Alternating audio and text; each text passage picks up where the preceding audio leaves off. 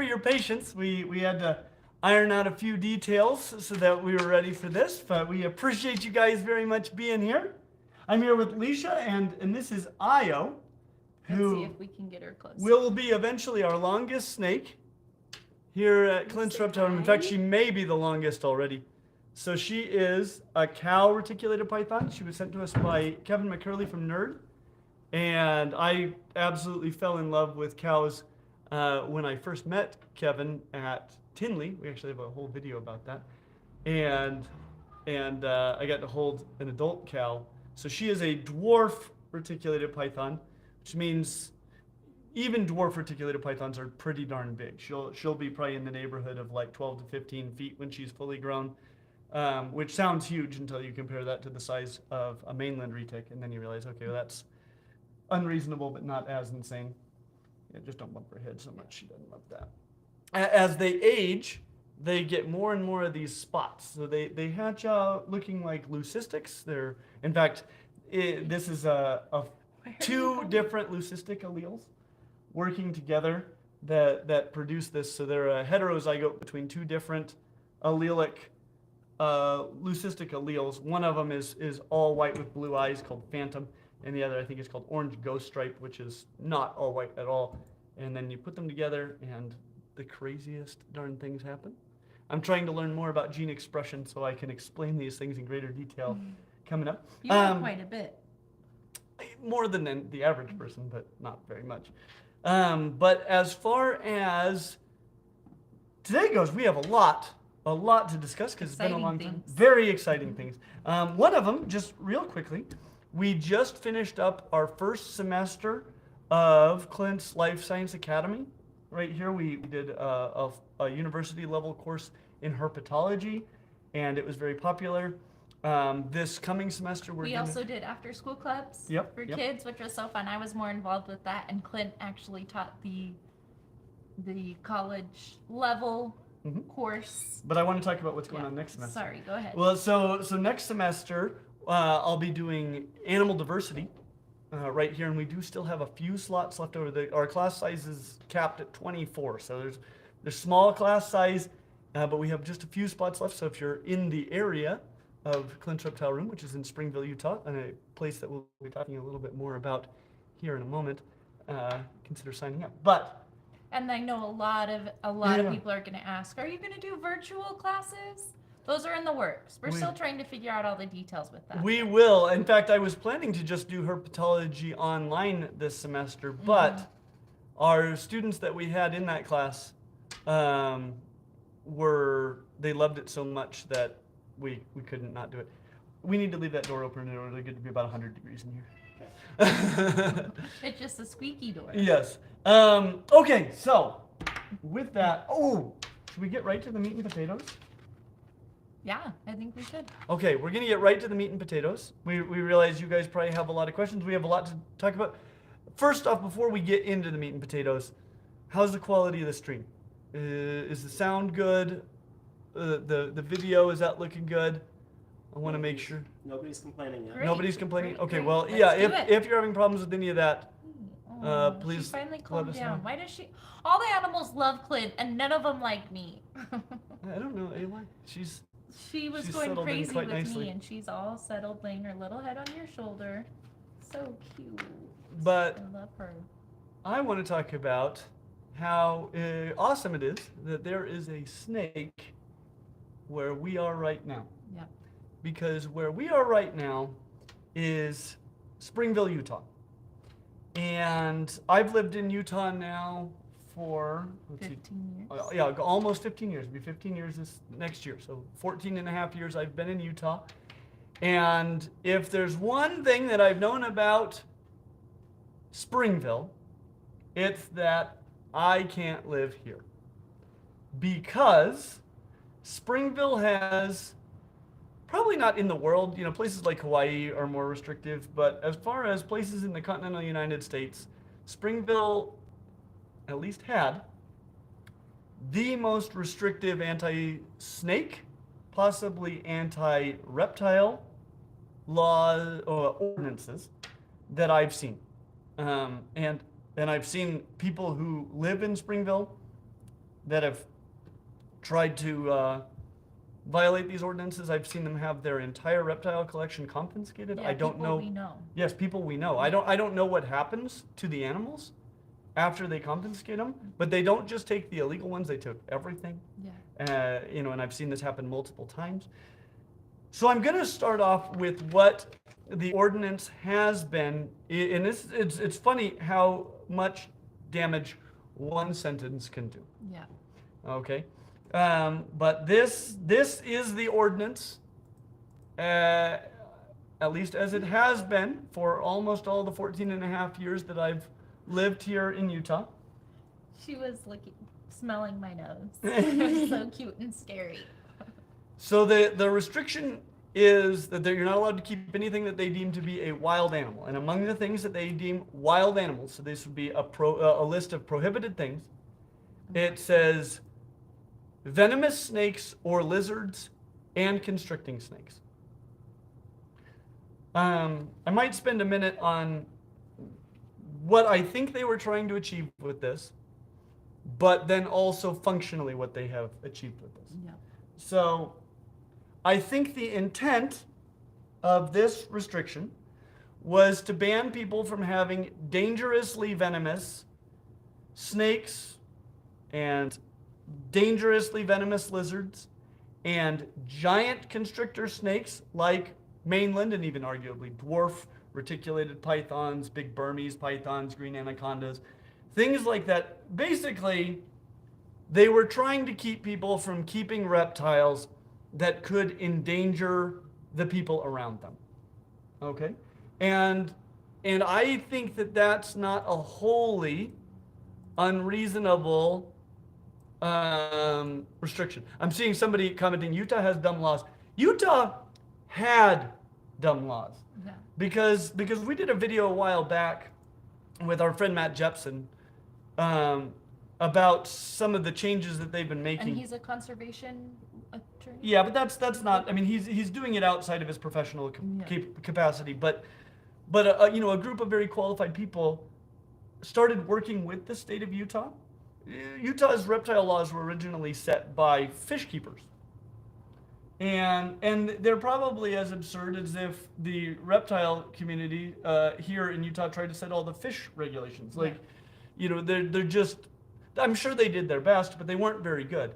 And so a group of capable and qualified reptile keepers here in the state got together with the state to essentially say, hey, we would like to help you write these ordinances or laws for the state because, and they came at it from a position of being an ally and a helper who's trying to help the state achieve its goals while at the same time making things less onerous for the reptile keeping community. And they've made some great strides forward. The reason that our snapping turtles that live here at Clint's Reptile Room are alive today is because of the work that they've done. And that's kind of served as a bit of a model for all of us, and one that we tried to apply here in this city. But first I want to talk a little bit just about what this regulation means and how it has been enforced. So about 10 years ago, I actually got to have a conversation with the animal control officer that was here at the time. Now, this animal control officer is not the current animal control officer in Springville. The current one's delightful, and we love him. He's great. He's really great. In fact, his son even came out, I think, from Arizona for our grand opening. So, he's kind of a fan. And he seems just like a terrific guy. Yeah, but I spoke to a previous animal control officer. Now, I'm going to reread this for you because it says, no venomous snakes or lizards and constricting snakes. Now, for starters, almost all snakes that are not venomous are constrictors. So barring things like maybe some thread snakes and egg eaters, the snakes that are pretty difficult to keep and difficult to find, barring them, essentially that's an all-out ban on snakes. Now, oftentimes when something says no venomous, what they mean is nothing with a medically significant venom. Mm-hmm. However, that's not what it says. And an argument can be made actually that all snakes are part of a clade called the Toxicophora, which includes a lot of other lizards as well, and that as a group, they're all Sorry. all venomous. She breathed in my ear and it gave me the chills. Fair enough. Sorry. She might need to go here in a minute. Yeah, she's a bit She's distracting. too big of a distraction.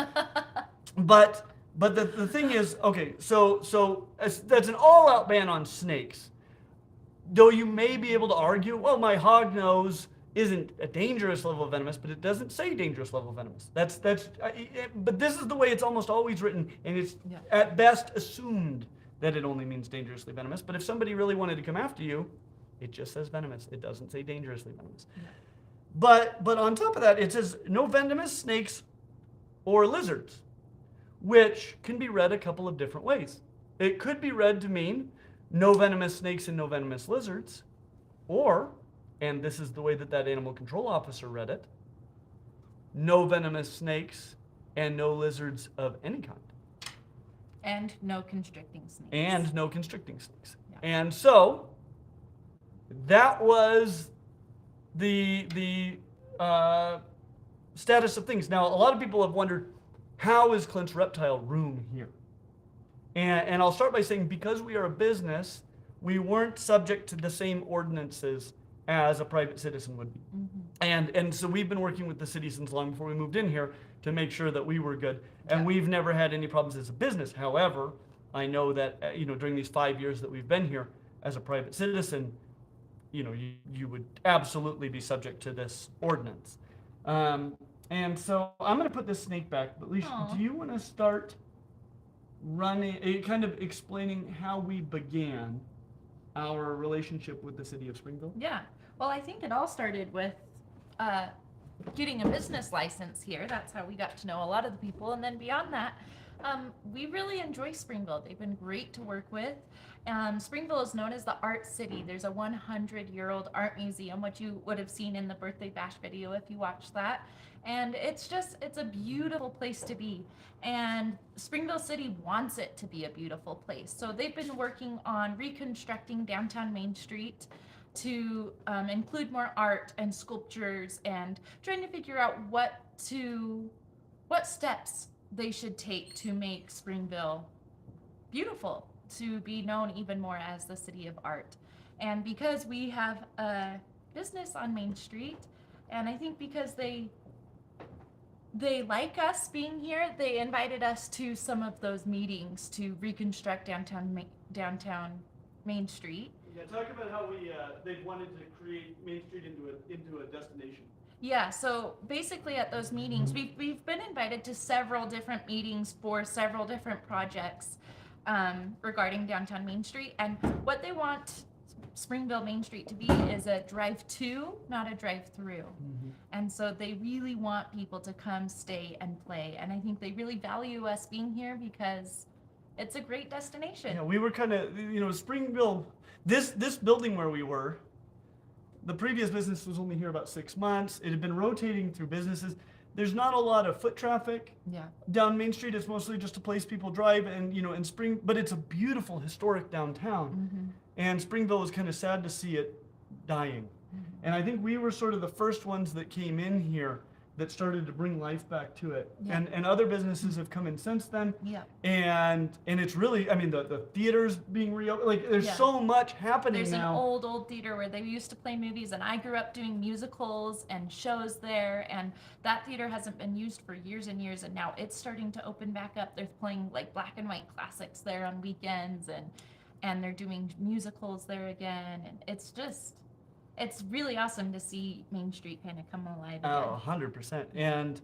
And so Leisha and I got really involved mostly with the art museum. Mm-hmm. And if you guys have seen our video about our 5-year anniversary celebration, you'll know we did a lot with the art museum. In fact, you can't really see them, but the art pieces are up above our heads right now. Yeah. But we formed some great connections. Mm-hmm. While we were at one of those meetings, I was talking to the city planner. Her name is Carla, and she's just delightful. Oh, so we adore her. Scared of snakes. Has an intense phobia of snakes, which will be a recurring theme. Yes, but I was talking to her at one of those meetings, and I was like, Carla, I have a question. Who would we need to talk to? Here, I can do it. who would we need to talk to address the city ordinances on reptile pet keeping in Springville? And she was like, oh, that would be probably be me. What do you need? And I was like, oh my gosh, this is huge. Amazing. So we kind of told her about some of the ordinances and some of the neighboring city ordinances and how they don't really align. And we'd love to try to get them changed if we could. And she's just amazing. She was like, okay, let me do some research and I'll let you know what you need to do. But she had suggested, she said, so she did some research and she told us, you're going to want to talk to the city council members and the mayor and tell them your proposed ordinance changes and also show them like neighboring city ordinances so that they know kind of what is usual, like what other people are doing. It helps a lot and this will be really important later on too. It helps a lot to kind of have other cities, especially nearby cities, but really any cities, to show that their ordinances are considerably more restrictive than the neighboring cities that aren't having problems with reptiles. If it's like, oh yeah, well we know Spanish Fork, but Spanish Fork's buried up to their eyeballs in snakes. They got 32 fatalities every week. Then it's probably not a good ordinance. But if it's like, well, their ordinances are much more permissive than Springville's, and they're not having problems with snakes. Yeah. So what we did is and then beyond that, it also gives them kind of a model for what their ordinances could look like. So you don't have to just start from total scratch. Yeah, totally. Yeah. So we went and did some research. I looked at all the neighboring cities, like up to 4 cities away, to see what everyone was doing.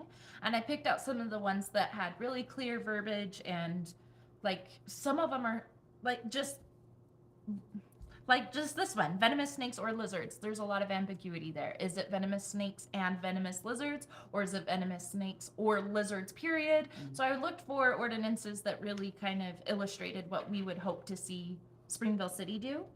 And we sent an email to all of the city council members and the mayor I said, these are the current city ordinances, here's some neighboring city ordinances, and we propose doing something like this, and kind of wrote what we would propose. And to get it where it would even come before them, we needed to have 2 city council members or the mayor. Yeah. What do you call it to bring it up? To put it on the agenda. Put it on the agenda. For the meeting. And so we actually heard back from 2 city council members. And the mayor. And we bought them lunch, and they came and hung out at the room. We educated about the snakes and lizards and what we do here and how amazing they are and the dangers of keeping reptiles and what people can, like, preconceived notions of dangers of keeping like reptiles and myth busting and doing all sorts of educating with them, and they absolutely loved it. We got some really great pictures of them at the room. I will say, okay, so we got 2 city council members that came here. The mayor was also scheduled to come, but didn't, because it turns out the mayor of Springville is terrified of snakes. Yeah. Which is also another important recurring theme we will run into again. But both the city council members who came, Mike Snelson and Logan Millsap, they're awesome. We had such a good experience with them. And since we had 2, they put it on the agenda. So we got to go to the meeting where it came up to have proposed changes to the ordinances. And we were even encouraged to bring some creatures with us. Yes. To the meeting, which we kept in a box, which is nice because, so many of the people we were working with were also terrified of snakes. Yeah.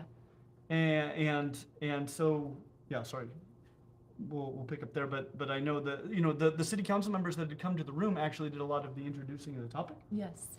And then the chief of police, Chief Haight, is also terrified of snakes. So after the meeting, we can tell you a little bit about how the meeting went, but after the meeting, they were like, can you get some of your animals out and show us? Well, I want to say one more thing about the meeting, which was just that Chief Haight's kind of role during the meeting was also to explain sort of why the statutes are what they are, and a lot of his concerns that he has with changing them. Yeah, it was interesting. We were kind of prepared to get up and present what we thought the ordinances should be changed to and all of that, but we actually didn't get the opportunity to do that. The chief of police did that, and he got up and had a presentation of like, this is what the ordinances are, this is why they are the way they are that we think, but keeping in mind that nobody on this current none of these elected officials made these ordinances. These were made well before they came into office. Yep. And so they all kind of were like, yeah, I think this was accidentally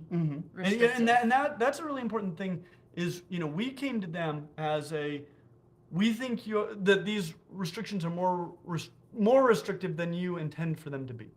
And we would love to help Yes. make them better, which is again the model that was set for us at the state level, that by coming in as an ally and a helper instead of an adversary, I think we have a much, much better chance. The thing is, reptiles have historically been a very easy target for people to come after because they're so villainized, and the people that keep them are such out there weirdos and hostile and strange, and so it's an easy target for politicians and things to come after. Yeah. And a lot of people are just scared of them, and so Yeah. when they have power or of any kind, they use it to come after this hobby, and that honestly could choke it out in its entirety. Yeah. If we come in as an adversary, I think we just feed into that. But when we come in as an ally, trying to help them and to show them that this is not such a strange thing, these are not such terrifying beasts. This is Lord Vader, by the way, who was originally given to us because he was so bitey they couldn't deal with him anymore. By some friends now. Wonderful fans friends. who turned into Wonderful friends, the but Husers, who but are probably watching. we made a whole video about how we got him from the point of, because he was genuinely bitey, how we got him from there to where he is now. And so anyway, if you want to check that out sometime. That meeting went really, really well. The mayor said, okay, I like this idea. I want Chief 8, you to write some new ordinances, and I want you to run it all through the lake laws and have them help you write these new ordinances. So keep in mind, this is a mayor who's terrified of snakes, telling a chief of police who's terrified of snakes to not only change the ordinances, which would be probably better, but maybe not a lot better if you have a person terrified of snakes with real concerns doing the changes. They'd probably be better than this, because almost anything would be better than this. Yeah. But it'd be rough. But he's also saying run it through the lake laws. Yeah. And we actually had a lot of back and forths. Yeah. At times it was always going to be better, but there were some pretty strong restrictions put on at times. And some ambiguity of language. Yes. That's one of the biggest things we were able to work through. And the big picture is we eventually got something that both meets the city of Springville's desires for regulating this. One thing I'll say that really helped too was that the animal control officer was there and said they don't have any problems with reptile people. So good job, anybody who has been keeping reptiles in the city of Springville, for doing so in a way that strengthened our case. Well, and I think that speaks to the whole hobby, that we need to be kind people. We need to be responsible with our animals. We need to not let people think that these animals are vicious, horrible. Yep, because there are bad examples for sure. And if one of those had been in this city, it would have made it a lot harder probably for us to move forward. So I want to read now what we managed to change it to. Yes, good news is we did get the ordinances changed, and they just became official in November. That was the surprise. Sorry, you want to read them. I was going to read what we okayed with Chief 8, but this is great. Let's skip ahead. Skip ahead to that part, and then I'll read them. Okay. No, this was awesome. No, tell about Chief 8 and everything, because that was so cool. What about it? Well, just tell them about that whole meeting. Oh, so we went to the meeting. They invited us. They said, we're going to discuss these ordinances, and you needed approval. You needed a majority approval. So you proposed the ordinances, and then majority approval from the city council members and the mayor. And we got a unanimous vote to change the ordinances, which was really, really exciting. And as they changed them, one of the city council members, Mike Snelson, said, I just wanted to recognize the Laidlaws who are here at the meeting, who worked so hard to get these ordinances changed. They did a great job, and we're really, really happy to be doing these changes. And so they read off the proposed ordinance changes, a unanimous vote to change them. And it was so exciting. My little heart was going pitter-patter. I was like trying to be all professional in this city council meeting, and I was so excited. We ran out of the meeting and jumped up and down and hugged, and Clint and I were taking some pictures, and Chief Haight came out and shook our hands and told us congratulations and took pictures with us. Yeah, if which you've is seen the picture, thumbnail. yeah. Yep. The picture on the thumbnail is with Chief Haight, and it was just awesome. Like, it feels so good to make a positive impact. And honestly, it was not that hard. I think the hardest part is figuring out who it is that you need to be communicating with. Yep. And your city website has all of your elected officials of who you should be chatting to. So come as a friend and as an ally, make yourself valuable, and you can make change. It really wasn't that difficult. Yeah, a big thing for me was we didn't know what we were doing. Like, No. we knew the way we wanted to approach it, but we didn't know who we needed to go to, what the procedures looked like. Like, we were figuring all this out, and we were able to do it. So let me read this. I'll read the old one really quickly, and then I'll read the new one. Now there was a little bit more that we talked about elsewhere about the restrictions regarding care and things like that. Do you know where that is? I mean, I could find it on my Okay, phone. well, we This is the most important. we worked through a lot of other things too. This is the meat of it, though. Yeah. But there is more that we worked with and worked through. But as far as that sentence, which used to read, no venomous snakes or lizards or constricting snakes, so everything. Now it specifies. Okay, it says no venomous snakes or venomous lizards whose venom could cause significant injury or death. And you'll notice also no mention of constricting snakes. Isn't that amazing? My little heart. It makes me so happy. I'm so excited about it. and so obviously lizards are now totally good. Yeah. I mean, I guess technically we learned in this calendar year that it is technically possible for, under the right circumstances, to die from a Gila monster bite. Gila monsters are banned in the state of Utah. Anyway. Anyway, and then venomous snakes, and then I've never seen this specified in any ordinance anywhere, whose venom could cause significant injury or death. Yeah. But that means that if you've got Garter somebody who snakes doesn't and- like you and they decide they want to come after your hognose snake, Yeah. they can't. And not only do I feel like this shows a model for how we can make change everywhere, but beyond that, this is a model that you can bring to your local city Yeah. and say, this is what they're doing in Springville, Utah, and it seems to be very, very successful. If you go through the statutes, there are a few other things.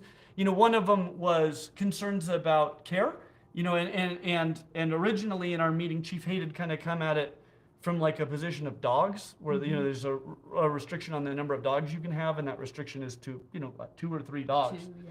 And so, and he was thinking, that seems like a good restriction for snakes. And now the thing is, keeping 2 or 3 snakes is not like keeping 2 or 3 dogs. No. And so we had to work through all that, but at some point it's like, they should have an ability to enforce if you've got 10,000 snakes and you're not caring for them. And so there are restrictions regarding that they have to be well cared for and clean, and that there can't be, a bad odor and stuff like that. Yeah. So that there is room for them to come in really bad situations for animals and help those animals out of that situation. But also, if you are a person who can keep 200 snakes really well, you can keep 200 snakes really well. That's hard. I wouldn't recommend just jumping into that. But there are people that can do it. And so anyway. Any questions about that? Yeah. What questions do we have about that? I saw there was a couple super chats that came in, and I don't know if they're on a totally different subject. We'll have to address the super chats here pretty quick, but it's a different subject. Okay. So we won't change that subject for a moment. A few things. Yeah. Paleo analysis is on the Hi, live stream. Steve. Hey, Steve, how you Thanks for being doing? here. Clint, I couldn't help but notice there's not a lot of phylogenetic terminology in this dog With the lizards? document. Yes. Yes, yep. And I'm a little disappointed you didn't say something like. They wouldn't let me lizards. put a link into a video. You didn't say lizards including snakes or Yep. something like that. Well, because they both have the same restriction, I don't feel like we need to specify too much. It could have just been no venomous lizards, including snakes. Yes. Isn't Vader beautiful? We have 2 black pine snakes here at the room, and I just learned recently how to tell the difference between them. We have Vader and Annie, and Vader is completely black under his little chin, and Annie has some little white spots under there. Her chin's totally white. Yeah, so that was exciting. She's in A shed lot, right now. a lot of people were wondering if that was a Mexican. Everybody thinks this is a black Mexican king snake, but this is a black pine snake, and much rarer to see. Yeah. Federally Beautiful. protected, so you can't move them across state lines without all sorts of permits, which is why I'm excited that I now have a pair of them. I was on a waiting list for 2 years Yeah. to get Annie, and Vader came our way in the meantime, so now instead of having just one, I have a pair. Jason, were people excited about the changes? I didn't get to read what they were saying. They were excited that Yay! that you guys were able to make it happen. Yay! Me too! Thanks for being here with us and celebrating with us. Well, we have a lot more to discuss. I'm gonna put him away. I'll grab a T-Rex skull. Okay. Do we want to do super chats? Yes. Yeah, but let me get over it. I do want to hear what questions people have. Oh, are people asking any questions about the ordinance changes? Not really. Here's one, but you should be over here for this. Well, you can read it. Okay. What is something that you wanted to put in the ordinance or things you wanted out that you couldn't get out? That is a great question. Yeah. Oh, you're not gonna be able to. Oh, that was too by Scurvy Films MC. So I'll be honest. There are things at the Utah state level that I would like to see changed. Yeah. Though I'm not super passionate about changing some of them. So the snapping turtles, real passionate about that. And there are still a few things like that need to be ironed out. Animals, I don't think they should have restrictions on animals that aren't dangerous and also have no chance of becoming invasive here in Utah. The one that we personally are interested in is, and really only for the reptile room, and I don't really think they should be widely kept. Well, I think you should stick with the Springville City Ordinance. Well, I'm saying, this is what I'm saying. Okay. Like there are some restrictions on crocodilians I'd love to see them revisit. Yeah. Restrictions on Gila monsters and things like that I think we should revisit, and they probably will. But that's all at the state level. Mm-hmm. Honestly, at the city level, I think this We is had a lot of back and forth, so there were a lot of proposed changes Yep. that we weren't super happy with, and instead of being like, we're not happy with that, Clint kind of just talked through the difficulty of mandating or what? How would you say that? Some of the numbers, on animals that people could keep. It's like, well, is that going to include feeders? There were a lot of Aquarium fish. I brought up aquarium fish. I brought up a lot of concerns like that to the point that basically everything that I found onerous and unnecessary Yeah. ended up being removed. Yeah. And so I honestly I think if everywhere had these regulations, and the thing is, you can own venomous snakes, dangerously venomous lizards, crocodilians in the state of Utah. Mm-hmm. But you need a variance. And those are not easy to get, and maybe we could revisit what it takes to get a variance.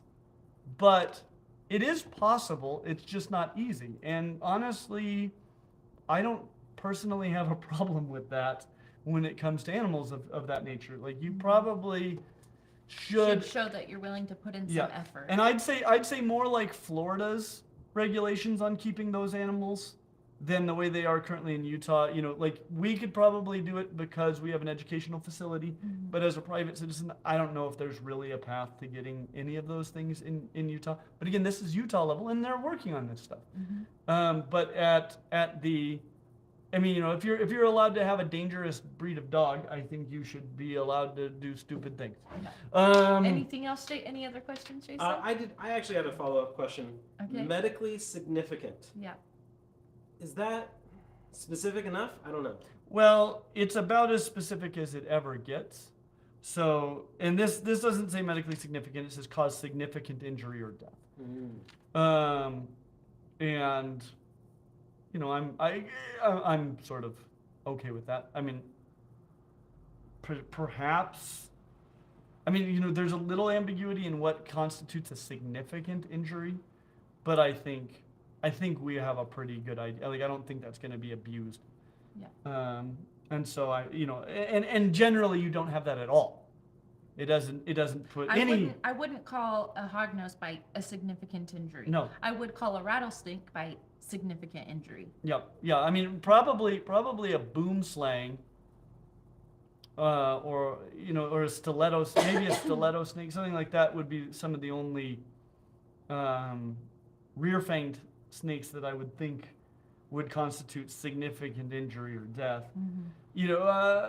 Even things like mangroves and false water cobras. I mean, you can get some swelling, but you shouldn't even need to go to the hospital. I mean, like recently on New England Reptiles channel, our friend Johnny Venom allowed a false water cobra to bite him for like a minute and a half, because and Kevin had just done the same thing recently with a mangrove snake, and I don't think they needed to go to the hospital. I mean, they just had some swelling they tracked the swelling for a few days, and it went down. Interesting. He's a big dude though, so Yeah, that makes a difference. yeah. But anyway, makes a super big chats? Yeah, let's do some super chats. super chat. Where's that button? It's back here somewhere. Let's see. We have Mr. Spriggan saying, "Hi Clint. I don't know if you do these, but I got a question for you. Wouldn't it be fair to say Homo erectus? What? Oh man, this is cutting me off. That's a weird question. Yeah, Homo erectus was. You got it. Wouldn't it be fair to say Homo erectus was human, since we know they interbred with people, since their DNA shows up in modern humans?" By the biological species concept, absolutely. Neanderthalensis also, by the morphological species concept, much less, because you can clearly distinguish them from Homo sapiens sapiens, if by the chin, if by no other way, and the position of your brain case over your brow ridge. So there are many significant differences also, but by the biological species concept, absolutely. And human, who's to say that human is restricted to just the one species? Like if I'm talking about cats or even big cats, that'd be anything in the genus Panthera, which that's genus level, and they're definitely in our genus. Anything? I like it. Okay. Get ready. Hog Stricters sent a super chat. Saying, don't think now we're getting super chats. Okay. Don't think I've ever had the chance to donate to Clint's Reptiles. Aw. So just doing that now. Much love to you all there. Well, thank you Thank so much, you. Hog Hog Stricter. Stricters. Hog Stricters, thank you so much. Thanks for your support. It means a lot. We It wouldn't does. be anywhere close to where we are without Oh, you guys. no. It's a great community we have. Honestly, like everything around here, I mean, the YouTube channel, your support on the YouTube channel, allowing Alicia and I to feed our family while we built a business that didn't make money Yeah. during a pandemic, it's everything. That's why this place exists. It So is. thank you guys. Thank you. Otherwise, I'd be teaching at a university somewhere, which would be fine, but probably not making videos or doing this, not changing the ordinances either. Neve KL _7 says, "Love your content, Clint. My question is, could someone try to claim medical significance against a rear-fanged snake due to allergies?" Interesting. I doubt it. I mean, you could try. You can try a lot of things, but I think people can be allergic to almost anything. Mm-hmm. And so, unless you're going to put the same sorts of restrictions on cats and dogs and bees and, everything. I mean, bees are way, I don't know if there's any record of somebody, say, dying from a hognose snake bite. It's not impossible. It's not impossible because there are allergies, which is actually a topic we want to talk a little bit more about later on in this stream. Yeah. But there are people who are allergic to snake venoms.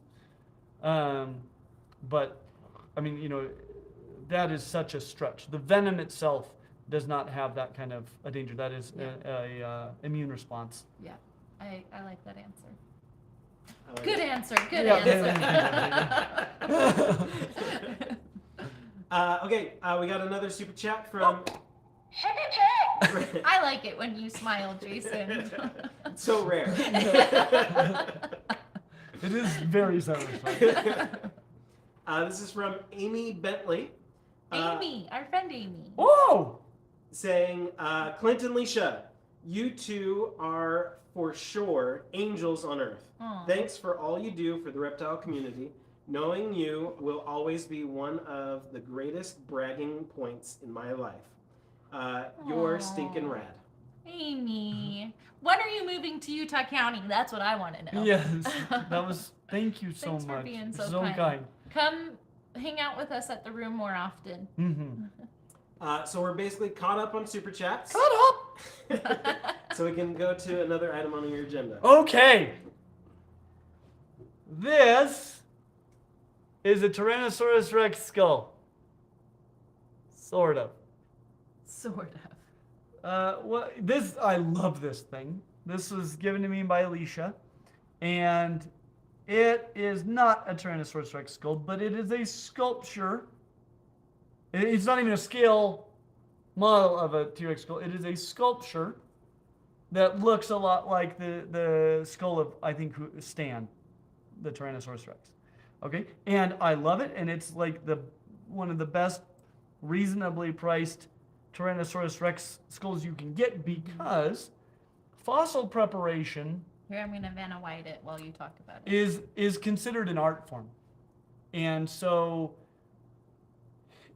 generally speaking, in order to sell casts or even scaled casts of actual skulls, you need to own the original skull.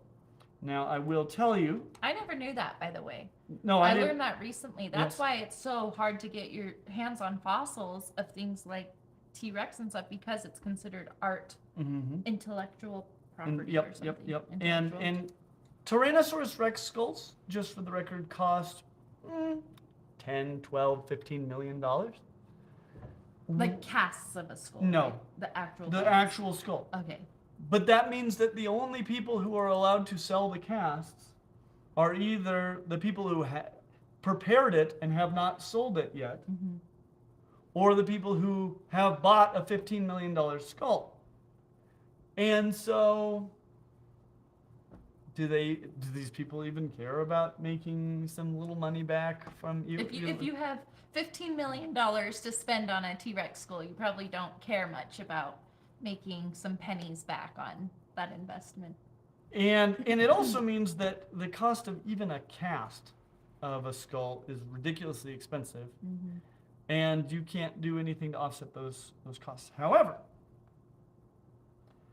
as many of you likely know, I have recently become good friends with someone who is involved in the preparation of a Tyrannosaurus Rex named Dynamo. In our Tyrannosaurus Rex, the Best Pet dinosaur video, we brought in a full-size cast of It that was Dynamo rad skull. too. Oh, I it's had no idea. unbelievable. Whenever you see them in museums, they're like set up on their bodies and they're usually on a platform, so their skull is way up there.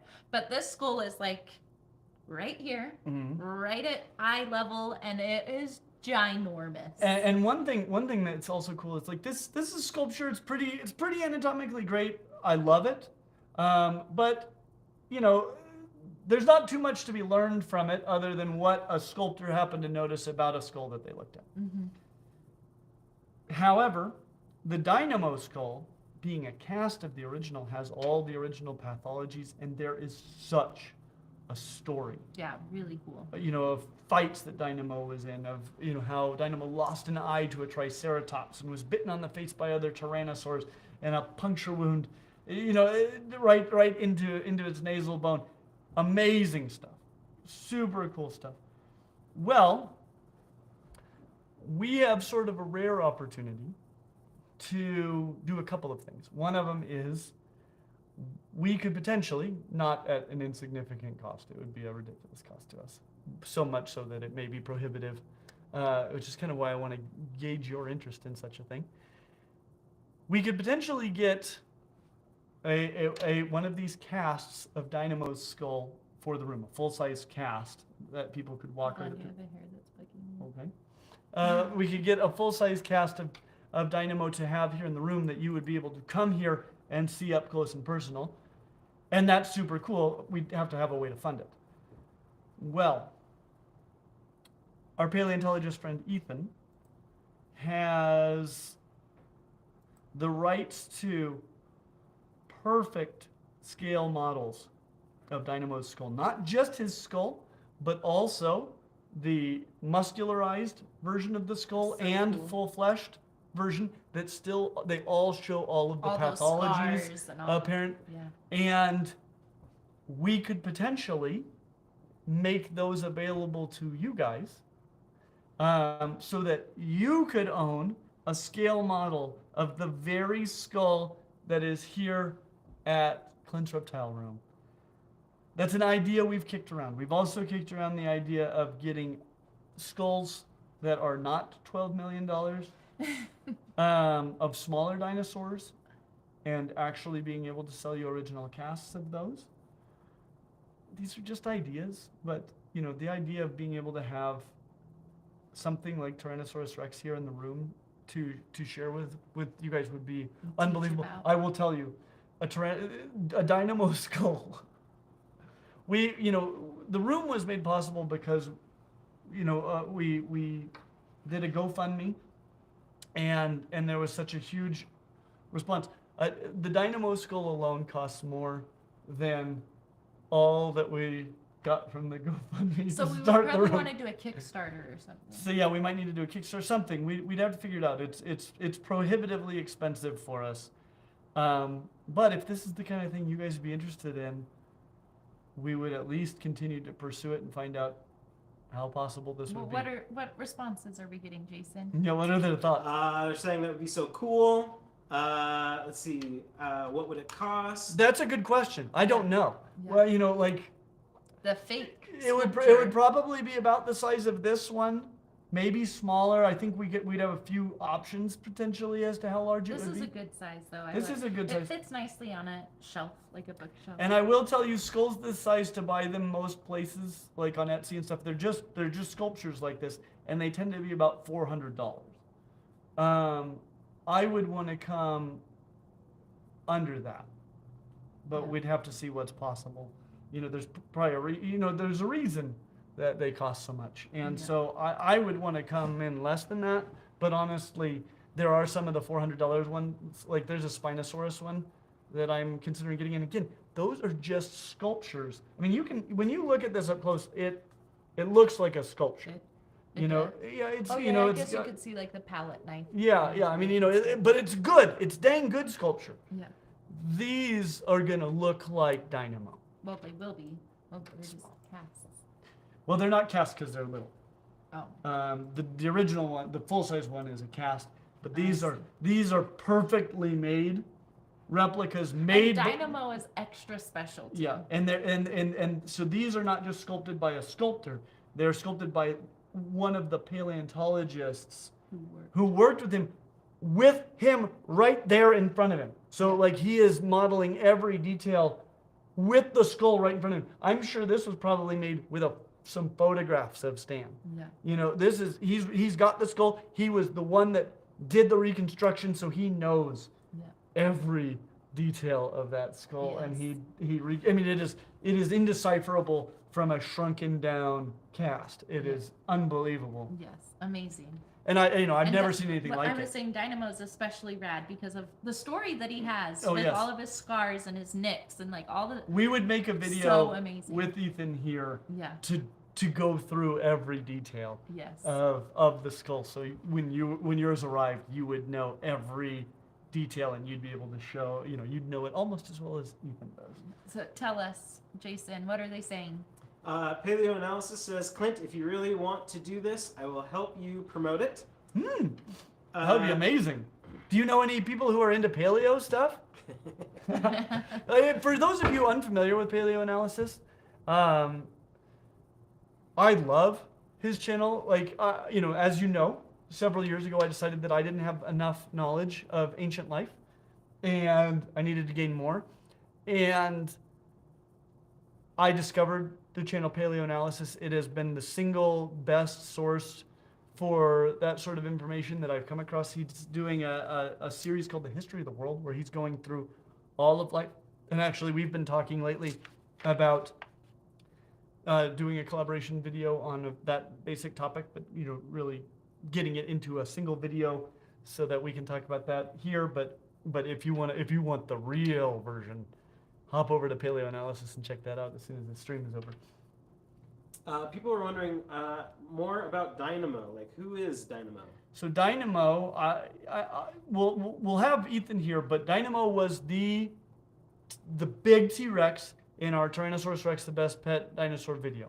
And so that skull is Dynamo. Dynamo was prepared here in Utah. I think found in Montana, but I could Found be. in Montana, prepared in Utah. Yep, and just an awesome Rex with an awesome story. But again, we would make a full video talking all about Dynamo, so you would know all about Dynamo. The biggest thing about Dynamo, every Rex is cool.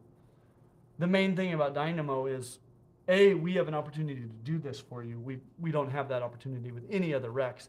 And some of it could be I know Dynamo better than I know any of the others, but Dynamo's story is right up there with any. Stan, this one, I think there's evidence that a chunk of his brain case was removed at one point. So that's a pretty darn cool story too. The reality is, Ethan says T-Rex loved pain.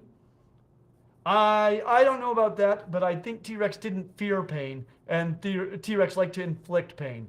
Because almost all these really nasty pathologies, most of them are from other Rexes. Really? So, yeah, Dynamo's got one from a Triceratops also, but lots of Rex bites. That's crazy. Let's see, what do we have next? We can catch up on some super chats. Yeah. Oh, let's do it. In fact, let me mention one thing. I'll save it. We'll do the next. Okay. Let's see. Choir Meyer sent a super chat saying, "Best holiday season blessing ever. Congratulations and thank you all. Thank you for all you do. Happy New Year." Well, Happy New Year to you. Happy Dinosaur Thank you. December. Yes. Happy Dinosaur December Yes. and Happy New Year. Thanks for your support. Let's see. Brian McDougall sent a sticker that says "Game Over," probably because we caught up on our super chats. Oh, cute. Game over. Game over. Nice. Roland Johnson sent a super chat saying, "Hello. I have a quick question about the phylogenetics of bread/sandwiches." Oh, boy! Interesting. This might reference some of our Yeah. Patreon extras Yes. that we or maybe a podcast. Yes.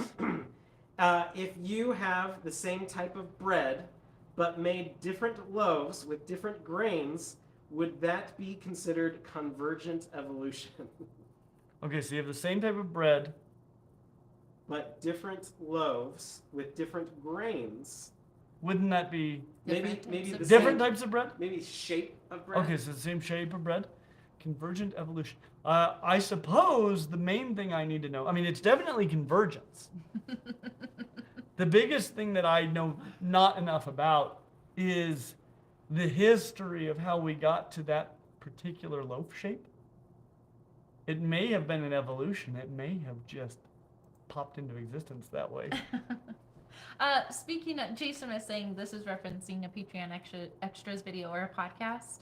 On Patreon, they do a separate amazing video for nearly every video that's released to the main channel. And Jason and Will are in the background just asking fun and interesting and silly questions. They go into a ton. They also do boys lunch and record it and do little podcasts. It's loads of fun. So if you want to hear those, you got to hop onto Patreon. That's true.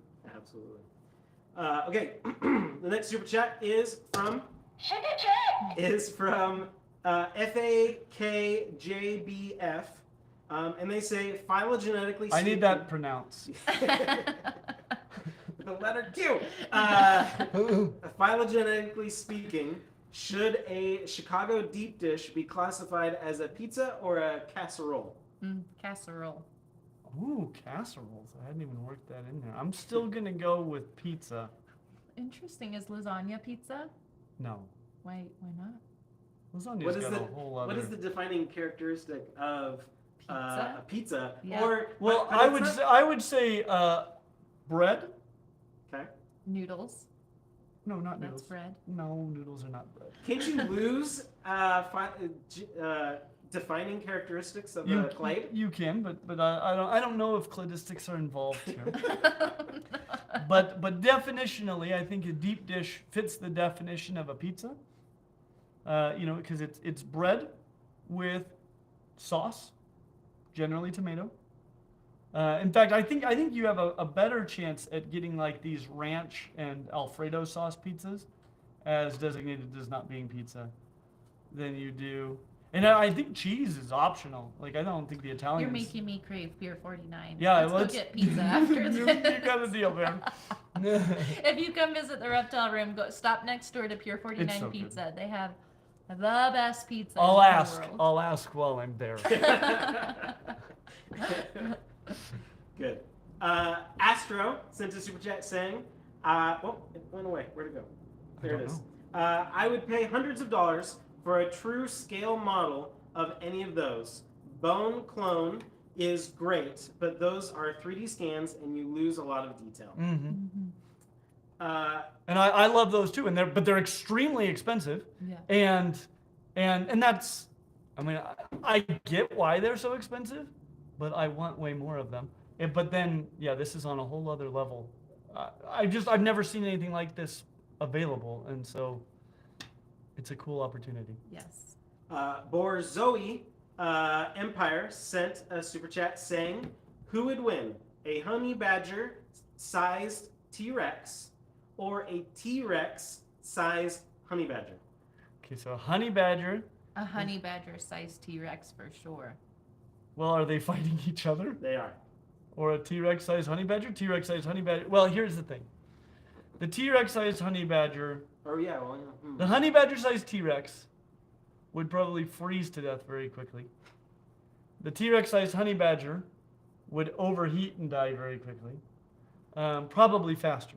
But if we can escape their heat problem due to their surface area to volume ratios changing so dramatically, I actually think pound for pound a honey badger is a more formidable creature. Mostly. You've all seen the honey badger videos taking on like 5 lions. and Yeah. Walking out like, yeah. My main reason is it is so dang difficult to do harm to a honey badger. Yeah. T-Rex is not adapted to fighting any carnivores larger than itself. Some would argue it's the biggest land carnivore the world has ever known. See. Biggest. All right, moving on. Biggest. Yes. Some would argue. And I actually have had I've been trolled a couple times. Same guy, making the same, just bold statement that Spinosaurus is clearly the biggest. And I clarified longest. And then he got into this, it was like almost the meteor level argument Yeah. for, He was saying longest and biggest are synonyms. well, no, he was saying they don't have to be synonyms to Oh. mean the same thing. Yeah. Pretty sure you don't know what the word synonym means. But here's the problem with biggest, while we're on the subject. Longest, easy, right? Spinosaurus is, as far as we know, the longest. T-Rex is, as far as we know, the most massive. So if you use either of those, You leaving me? I'm just getting. You getting a snake? Yeah. Hey! So anyway, T-Rex is probably the most massive. However, biggest just basically means like it has the most impressive size. And so that's a hard one to nail down. And actually one of the points that this troll made that I actually did appreciate was that most people don't think that a rhinoceros is bigger than a giraffe, despite the fact that a rhinoceros is significantly more massive. So it's okay. Yeah, it's great. And so, and I think that's a really fair point. Because a giraffe is impressive in so many dimensions, mostly because of its impressive height. And so, when you see a rhinoceros running at you, nobody thinks that isn't impressively large. But I don't think most people realize how big a rhinoceros is. They realize how big a giraffe is. And so what is impressively large, especially when you're talking two animals that are very close to the same length, but that sail's probably pretty impressive looking and just being a little bit longer. T-Rex, though, at the same time might be so much bulkier. So, there is a lot of subjectivity in the word biggest. And so that one's a little hard to nail down. Aren't you glad we went here? Happy Dinosaur December. Okay, we have another super chat from Proud Mizzou fan, hashtag Tiger Style. Okay. Thank you for sharing about the process and mindset you had during this process. I hope everyone watching will be inspired and see they can work to make positive changes in the world. Thank you. Thank you so much. And it's true. It's true. I mean, we had no special skill set for this. I think we just approached it in the right way. And trying to make yourself a valuable asset to your community before reaching out to try to make changes, I think adds a lot of strength to whatever you're trying to achieve. Agreed. That's great. Good answer. Good answer. Yeah. Another squid sent a super chat saying, Clint. What did the first squid say? Good. Okay. Clint should write his own series of Who Would Win books based on his own knowledge and expertise. I would love that. That'd be so fun. I'll tell you. Can we name it Who Would Really Win? That's 100% what we would really That's do. hilarious and so sad to the original author. Yeah, I think the saddest thing is the actual books. Who would really win? I'll give a big spoiler. So, I have two more of the Ultimate Rumbles, at least that I know to exist. They've already been sent to me by people who don't like me very much. And I do have them on my schedule for 2025. I've actually got all of my videos potentially scheduled for 2025. And so they should all be complete this year, which means barring the release of another one of these nightmares, we will be ready to create the Anthology of Pain.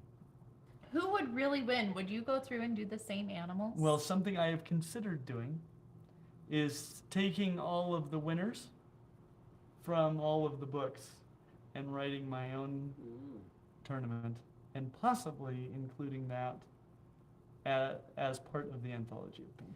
Well, but some of them got ruled out that clearly should have been the winner. Yeah. Would you include the ones that you feel like should have won? I've thought this out before, and I can't remember where I landed it. It depends on how many books there are. Like, if there are 7 books, which I think there might be, I'd probably need 8 competitors, so the Chuck Wall has obviously got to be in it. Obviously. Because you don't chuck with the chuck. Oh, heck no. Like, be out of your mind. Do we have quite a few super chats? We have... Because I have many more subjects more. that I want to talk This about. is We have Ethel, one by more the to way.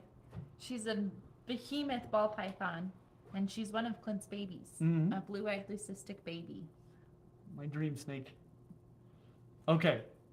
So, is Steve still here? If Steve's still here, I think Steve just Yes. commented. So, I want to mention another thing, which is something we'll probably actually start with Ethan sometime early next year, we want to do a lecture series here at Clint's Reptile Room. And so we'll have various researchers as well as content creators come here. Researchers, scientists, content creators, professors. Yeah, but they'd all be researchers Yeah. that are the scientists. I just and wanted to clarify. professors. Yeah, but we'd have various ones that I think do really cool work, and I'd have them do like a meet and greet evening with just a small group of people here, where they do a presentation and then we have time to hang out and ask questions and stuff like that. And then the next day, we would record a video on the topic that they presented on, which will be great because they will have just had an opportunity to see what people are most interested in and to kind of get that out. And so it'll make really cool videos for the future, but also give you an opportunity to meet these people in person. And so anyway, and Stephen Paleoanalysis is definitely one that we want to do this with at some point. Is it raining that hard outside? Looks like it. I keep hearing it. Rains but in I'm not December in seeing it. Utah because Utah's cooler than Colorado where I grew up. I love that. I'm not a huge fan of the snow. The lecture series would be really neat because you would, I don't know how often we want to do it, but you would find the ones that you actually want to learn more about. Oh yes. You'd come to the reptile room, get to meet that person, get to ask questions, hang out. We'll probably have refreshments or something Oh, of yeah. some kind and just really dive into that And, subject. and I will tell you, we've been thinking about doing this for a long time, but I had Ethan give a guest lecture for my Ancient Archosaurus Day in our herpetology class. It was the most I've ever learned from a lecture in my life. Yeah. Like I was just like, You this came is the home that greatest night thing. I and was told me that. jazzed. Yeah, he was so I happy. said it to him Yeah. in front of the class. I'm like, this is the most I've ever learned from a lecture. This is Yeah. so amazing. And so I want him to just give that exact same lecture. Yeah. And yeah, I mean, there's so many rad people, just researchers I know around here, researchers that I've worked with in the past. I'd love to have, I haven't mentioned this to him yet, but somebody like David Fennig come out from North Carolina who does a lot of work on spadefoots as well as mimicry in tricolored snakes, Yeah. imperfect mimicry. So keep an eye on the website for that, for the lecture series, and we'll have details Mm-hmm. on the website, probably Instagram, for what's coming up next, the dates, and where to get tickets. Yeah, I've got a couple more topics, including a really really big one. But let's get a few of the. Okay. We have SLC Tippets sending a super chat saying, Leisha, I love that necklace. Winky face. Clint, I am a preschool teacher. Is she the one? I think, are you the one that made this? I don't know. So there, Yeah, I tell the can't story, tell the remember story. all the names. I'm so sorry. I wish I did, but somebody came to the grand opening VIP night. They said yes. Yes, okay. Last year, and brought the cutest red-eyed tree frog stained glass like art piece. It's about this big. It's a circle, and I absolutely adore it. I've wanted to learn how to do stained glass art like that since I was 11 years old. It's so amazing. And actually, I think she wanted it to hang at the room, but I took it home because I loved it so much. It's hanging. We started homeschooling this year, and it's hanging in our homeschool room, and it shines through the window and puts colors on our desks, and I adore it. Anyway, she said she had some leftover glass and made this necklace for me, and And Leisha's not just wearing this for the live stream. She's been No. wearing it nonstop for the last week at least. And she's been like really reflecting on how much it means to her. Yeah, I think it represents a lot, and I love the art, and it represents the community we've built, and I love that. I love you guys, and I get a compliment on it every time I wear it. I have so many just in the times Yeah. I've been around you. Yeah. So many. I It's love it amazing. so Thank much. you. So thank you for Sorry, saying we didn't that. even hear the whole question. Yeah. They continue in saying, Clint, I'm a preschool teacher, and we are spending all of January teaching the kids about dinosaurs. Anything we should make sure to cover with them? About dinosaurs. Mm-hmm. For preschool, that's fun. Just Steve, maybe, I'm open for suggestions here too. maybe how to do a good roar. I don't know. I Well, like that as part of it. I think. I mean, if there's one thing that I can communicate to somebody about dinosaurs, it's that At the end of the Cretaceous, the dinosaurs went extinct. Almost. But there are more species of dinosaurs living today than mammals. Because within a single lineage, a few separate lineages did manage to survive, and they have since diversified and filled the world, and there are still rad dinosaurs all over That's the a place. really fun thing to teach preschoolers, that birds are dinosaurs, Mhm. and then work on their roars. I Yes, love that. yeah, that's key. Okay, we got another super chat from Alicia Oakleaf Wilson saying, "You're a staple in our fam Aw. and so wholesome. One day we hope to book a birthday game night at the Reptile Room. Fun. Love, some friends in Kansas." Aw. Yay, well, I want to know what part of Kansas. Yeah, Clint's parents grew up in Kansas. Yeah, Sure. we'd love to have you guys here. I didn't want to mention that when the Missouri fan was on. The Missouri fan. Oh, here, I will tell a story though, okay? So, Make it fast. okay.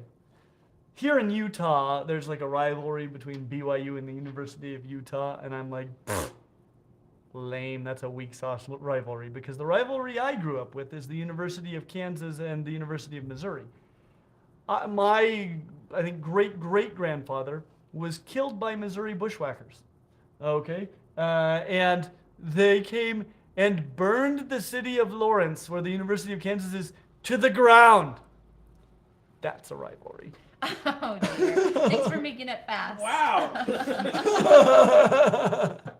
So you're saying BYU and Pretend rivalry. they should up their game. Up their game. All right. Josh Backus sent a super chat saying, "Thank you for everything you do. Merry Christmas, Happy New Year, and go Chiefs." Aw. All right. How about those? How about those Chiefs? How about that Dinosaur December? Thank you for your support. Merry Christmas. Yes, Merry Christmas. Daniel W sent a super chat saying, "Do it." I'm assuming that was in reference to Dynamo. the Yes. Dynamo dinosaurs. Yeah, or the fossil. Could also be a reference to Travis Kelce. In the Super Bowl, no, not the Super Bowl, in the game with the Bills where they came back in 13 seconds. Patrick Mahomes goes, "Do it, Kels, do it." That was the call at the line from a play they'd been discussing before. Do All right. it, Kels, do it. We got another super chat from Please, please. MB Hearted. I think we're gonna go with that. MB Hearted, saying, "Love the channel, just here for support." Well, Aw, thank you so much for being here. You guys are the best. We have the best online community Oh my goodness. anybody's ever had. Absolutely 100%. Oh, I skipped a view. Okay. Okay, Paleoanalysis I've heard of him. sent a super chat saying, "No question, I just want to send some love Aw. to some of my favorite people. Love you guys. Happy New Year." Happy Thank New you, Year, Steve. Steve celebrates Dinosaur December all year long. But also, he likes to study, or he likes Cenozoic mammal rest of the year is a big one for him. Daniel W sent a super chat saying, "Are there plans for a YouTube membership program or something?"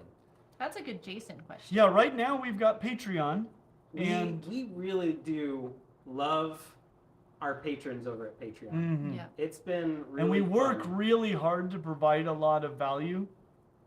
And that's the thing I think that has held us back from wanting to do YouTube memberships is like, well, we try to provide everything we can possibly, like every perk we can possibly come up with to provide, and actually we could do, we provide all of them to our patrons at Patreon. So what do we have to offer to YouTube? Thought of a few things. Okay, Let's there hear are it. some ideas. But nothing like major. Let's because hear your I want it ideas. to be. I don't want it to replace Patreon. Yes, I don't no. want it to compete with Patreon. Yes, One thing they that- get the little thing when they comment and yes. stuff. One thing that we can do at a fairly reasonable price is have their comments stand out with those Mhm. indicators. Yep.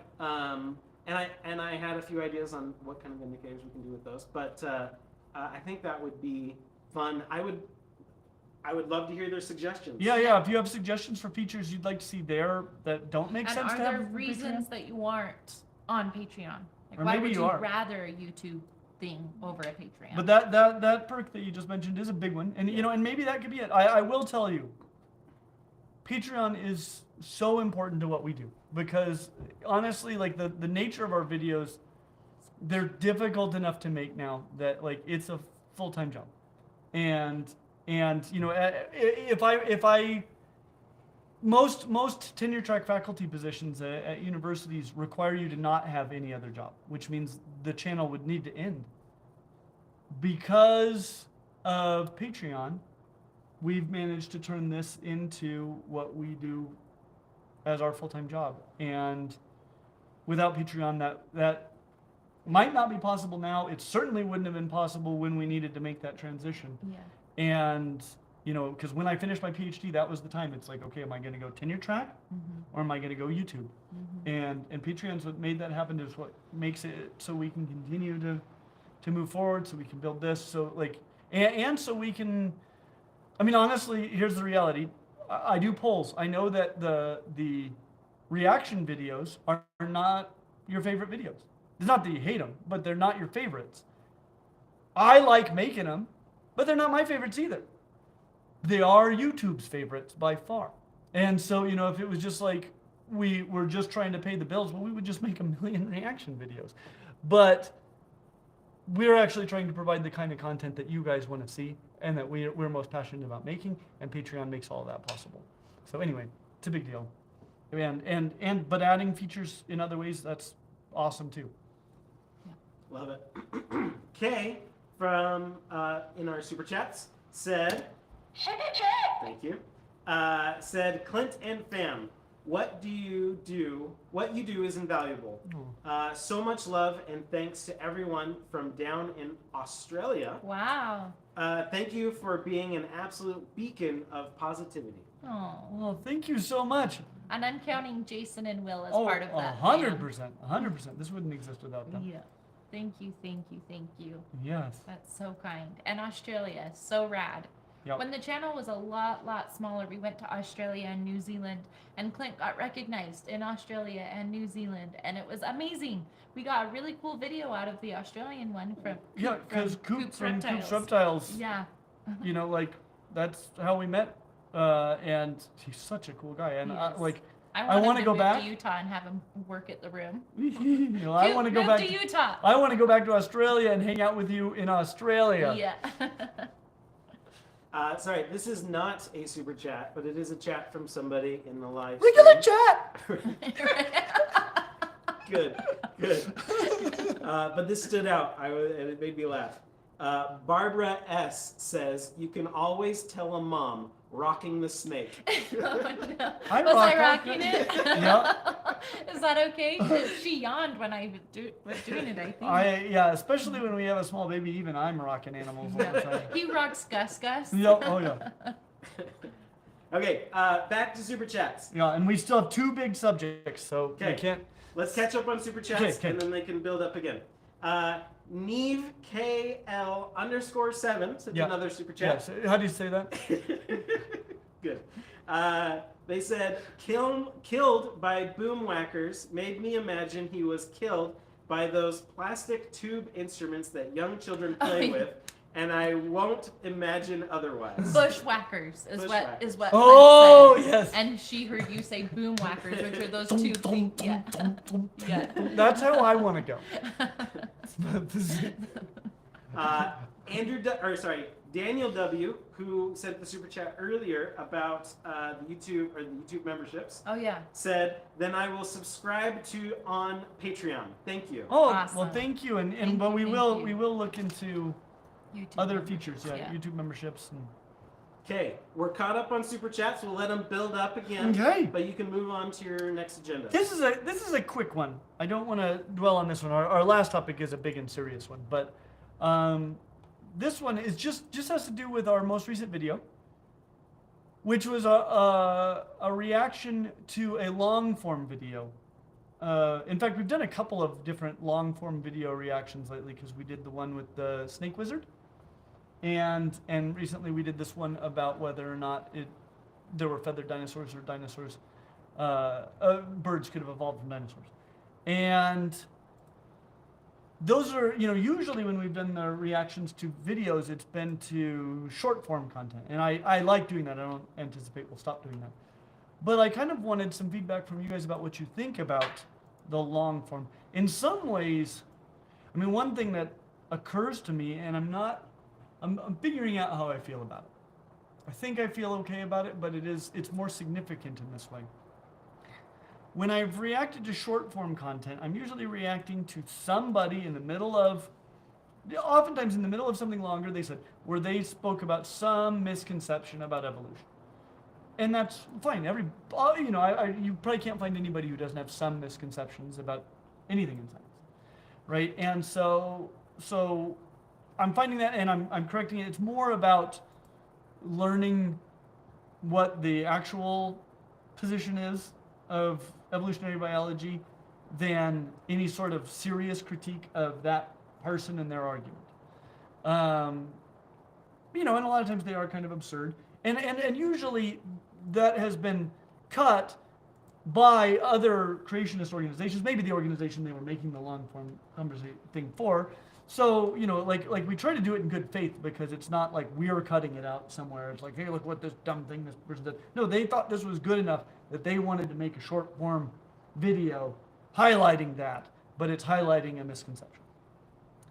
I don't feel like that does any significant damage to anybody, but it does help people learn a lot about evolutionary biology and correct a lot of common misconceptions. Mm-hmm. This last video, though, I mean, it's long enough that it's far beyond, well, this guy just has a couple of innocent misconceptions. Like, it got to the point of, like, this guy's just lying. This guy's just lying to us. And so, on the one hand, like, I feel like that's potentially going to be more significant for him than any of the previous ones are for the individual involved. At the same time, if somebody's making a living by deliberately lying to people, I don't know if I feel bad about it. But I kind of want to know what your thoughts are on that long form style versus the short form. So, if you guys want to weigh in on that, I'd love your thoughts on it. Do we have more super chats to get to before we get to? Not right now. And I want to know the actual name of the girl who made this, so Yeah. I can remember it. Will you put your name in so I know? Leisha, as much as she doesn't remember names perfectly, she is ridiculously good at remembering names. And, okay. So, my last subject that I have for today is a very heavy one. We've had an awful lot of exciting things and a lot to celebrate. This one I want to turn into as big of a win as we can, and we will try to, especially depending on your interest in it, we will try to reach out. I haven't said anything publicly about this before now, but I wanted to talk about the tragic loss of our friend Dingo Dinkelman.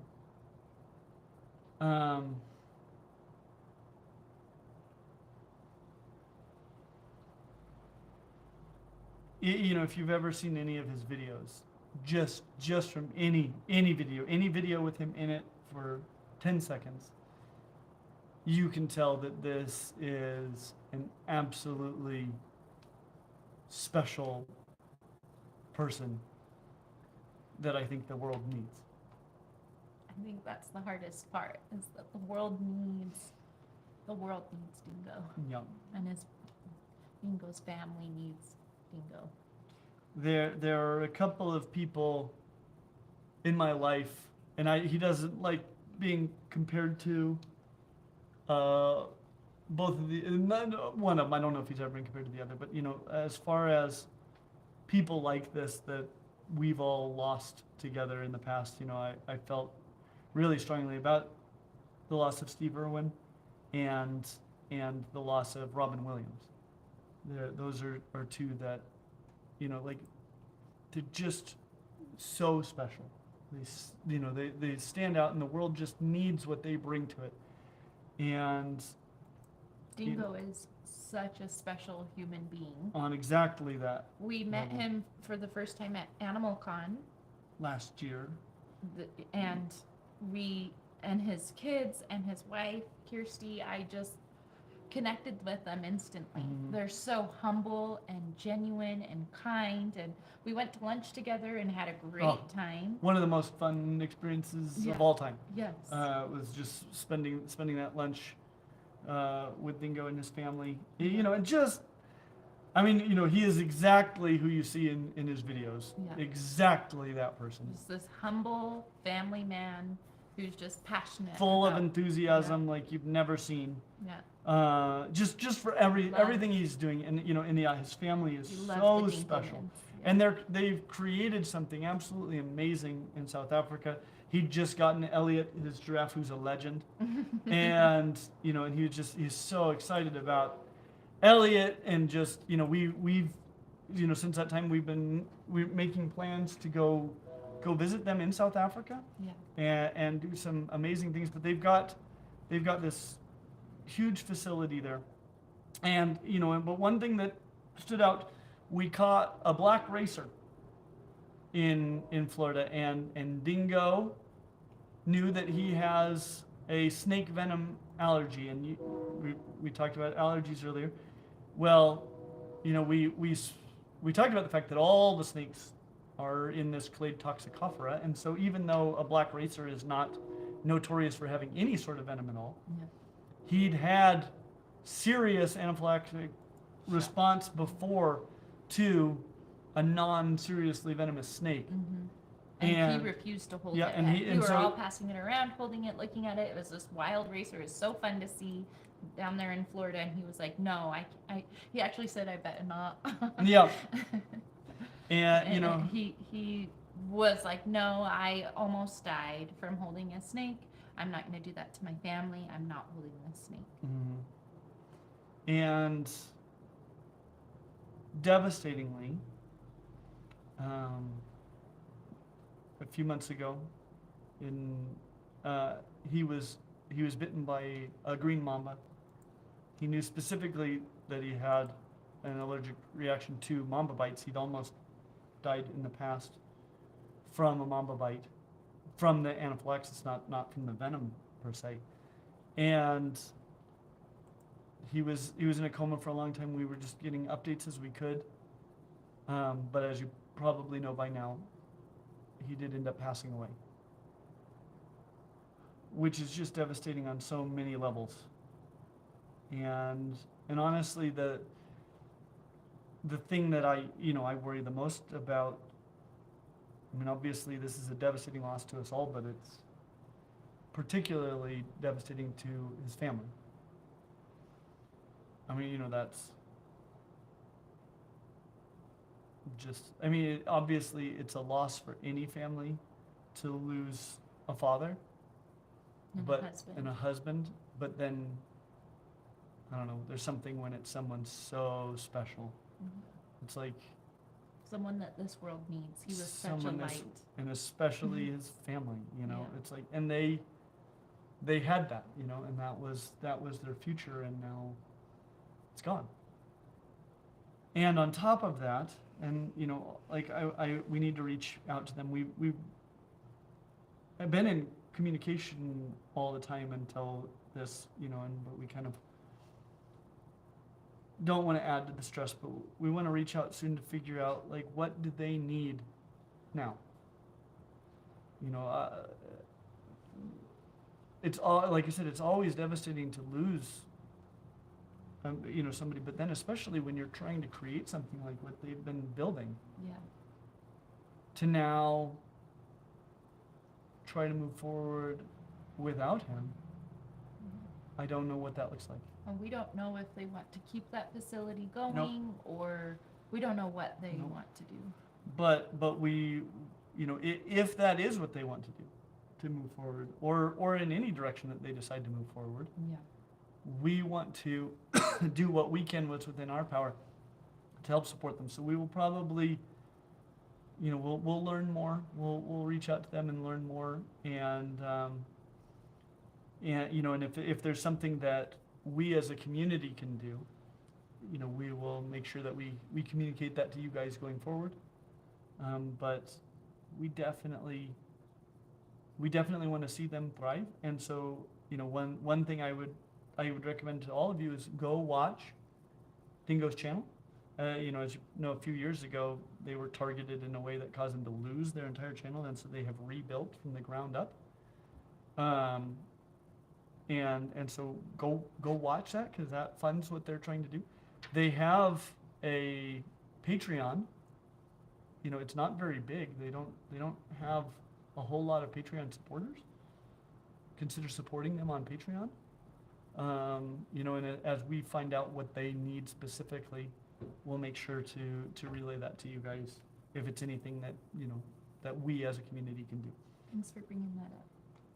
It's hard, but we have such an incredible community that we have the opportunity to bless lives in their darkest moments. Yes. And that's special. But anyway, sorry to leave off on such a heavy note. Do we have super chats that might be a little lighter? We don't, but Okay. earlier on, people had asked if they joined the stream late and they missed the first part. Do you think we could do? Yeah, I can do version? a synopsis of that. I can do it even shorter and faster than you. You're gonna be 10 minutes. I can do it in 8.5. Do it in 2. Well, okay. Impossible. I need to go. Should I go or should I wait? You can go and I'll do the synopsis. You Okay. can say your goodbyes. Okay. I'll put. Oh, and we Do you just want me to got put we just her got a away? super chat. Yes, please. Okay. Did you want to say your goodbyes? Thank you so much. Thank you for allowing me to be here. I love getting to see all of these names pop up that I recognize and know and love from pandemic times, and it brings a lot of nostalgia and also makes me feel super supported and loved being here. So thank you for allowing me to join this with you guys. It's been tons of fun. I gotta go get the kiddos now, so we'll see you soon. Love hopefully. you, Bear. Thank Love you. There you go. You want me to put her away? Yes, please. I Say guess bye to Ethel. I'll center myself. Okay, so the rapid synopsis of the big picture here. We are in Springville, Utah. That's where Clint's Reptile Room is located. And we've been, let's see, which way do I need to go to be in the middle? There, okay. We have basically been living in Footloose because as a business, we haven't been subject to this, but Springville has the most restrictive anti-reptile keeping laws I've seen anywhere, especially when it comes to the Lepidosauria, given that you can't have a tuatara. And their main thing read that you are not allowed to have venomous snakes or lizards and constricting snakes. So essentially all snakes are banned with very, very few and very difficult to find exceptions, and arguably all lizards. That can be read a couple of different ways, but their animal control officer certainly at one time interpreted it to mean no lizards. And they would come and confiscate entire animal collections, not just the illegal stuff, but everything. We have been working with the city of Springville for the last few years to build a really good relationship with them, and if you want more detail on this, go back and watch the beginning, because we did cover this pretty close to the very beginning of the stream. But we've been working with the city, and despite the fact that both the mayor, who is in charge of, making this the new law, as well as the chief of police, who's in charge of writing the new ordinances, they're both terrified of snakes, as well as our main connection with the city, also terrified of snakes. We were able to work with the members of the city council and the mayor and the chief of police and all of these people to rework the regulations here. It began with coming to them to show them that theirs are more restrictive than neighboring areas, and then to propose differences. We've gone through a number of city council meetings and things. Eventually the mayor said that they wanted to change them, and that the chief of police was to run everything through us, and so we had a bunch of back and forth. There's more to it than this, but the big picture change, that's that portion that I just read to you that said, let's see, no venomous snakes or lizards and constricting snakes now reads no venomous snakes or venomous lizards, so it specifies to make sure that you don't think it means all lizards, whose venom could cause significant injury or death. That is almost never specified anywhere. It's usually assumed, but if somebody wanted to come after you, it doesn't say that it has to be medically significant venom or anything like unto it. And so it specifies that, and you notice it says nothing about constricting snakes. So constricting snakes are now totally allowed, as well as snakes that have venom that couldn't cause significant injury or death, and lizards, except for basically Gilas and beaded lizards, are now legal in Springville. And so it has gone from being among the most restrictive to honestly a very, very permissive, while still having reasonable regulations on what you're allowed to keep. Numbers, they didn't institute any numbers restrictions, though you do have to take good care of the animals that you have. And so that's kind of the big picture. This can serve as a model to help other people wanting to change the rules where they are. And also they can bring in our actual ordinances to show so that their city doesn't have to start from scratch. And I can tell you, we had a lot of back and forth to get to these. If they just copied them, that would be great. So I'm encouraging plagiarism here. Good. That was a good sum up. And that was less than 10 minutes. I appreciate that. Less than your 8 minutes. No big deal. 8.5. Okay, we have a number of super chats coming in. Yes. We have one from Anthony Simone. Anthony, I was just thinking about it when Leisha was mentioning people from the pandemic era and all that stuff. I was like, oh, but we haven't seen Anthony yet. Anthony, how are you doing? He says, hello, my friends. Hope you had a great holiday and can't wait to come back to Utah sometime in 2025. We are really looking forward to having you. And we've missed you. It was a wonderful holiday. I hope yours was great as well. Any new baseballs? Does he collect baseballs? He has the most epic collection of autographed baseballs, maybe on Earth. Wow. He and his dad collect them together, and unbelievable collection of baseballs. He collects other cool stuff too, but nice.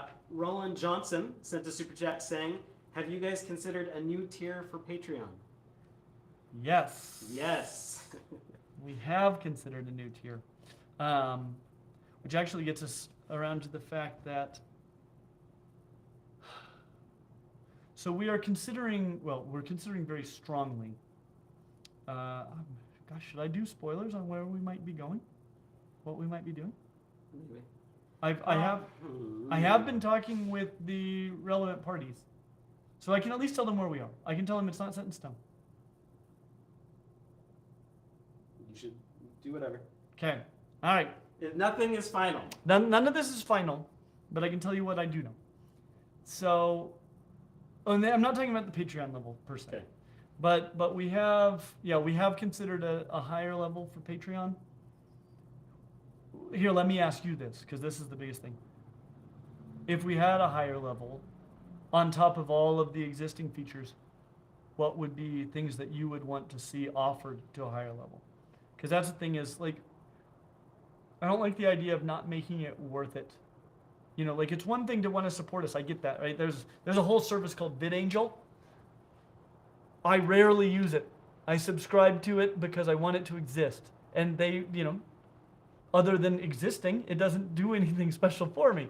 But we try to make it so that there's a lot that you get back for Patreon. And so we want to make sure if there's a higher level that we're giving a lot back to the people that support us at that higher level, because it does make such a big difference. But that reminded me of our upcoming trip. So we last did a major trip to the Amazon in 2022, and I want to go somewhere very different than that. And not that it can't be a tropical jungle, just it can't be the Amazon, or even Costa Rica is going to have too much overlap in being too similar. Eventually we will go to Costa Rica, but not now. And you may notice that we have never done an ant the best pet insect video. And that is because for the last several years, we've been working with Ants Canada on doing a video together on that topic.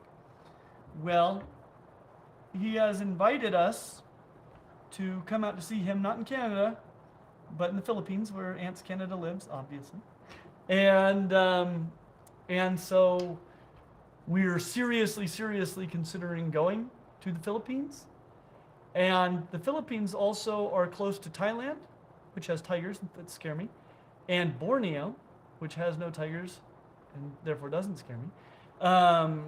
And so those would also be possible places that we could go on the same trip. Maybe there's so much to do just in the Philippines that we would stay there.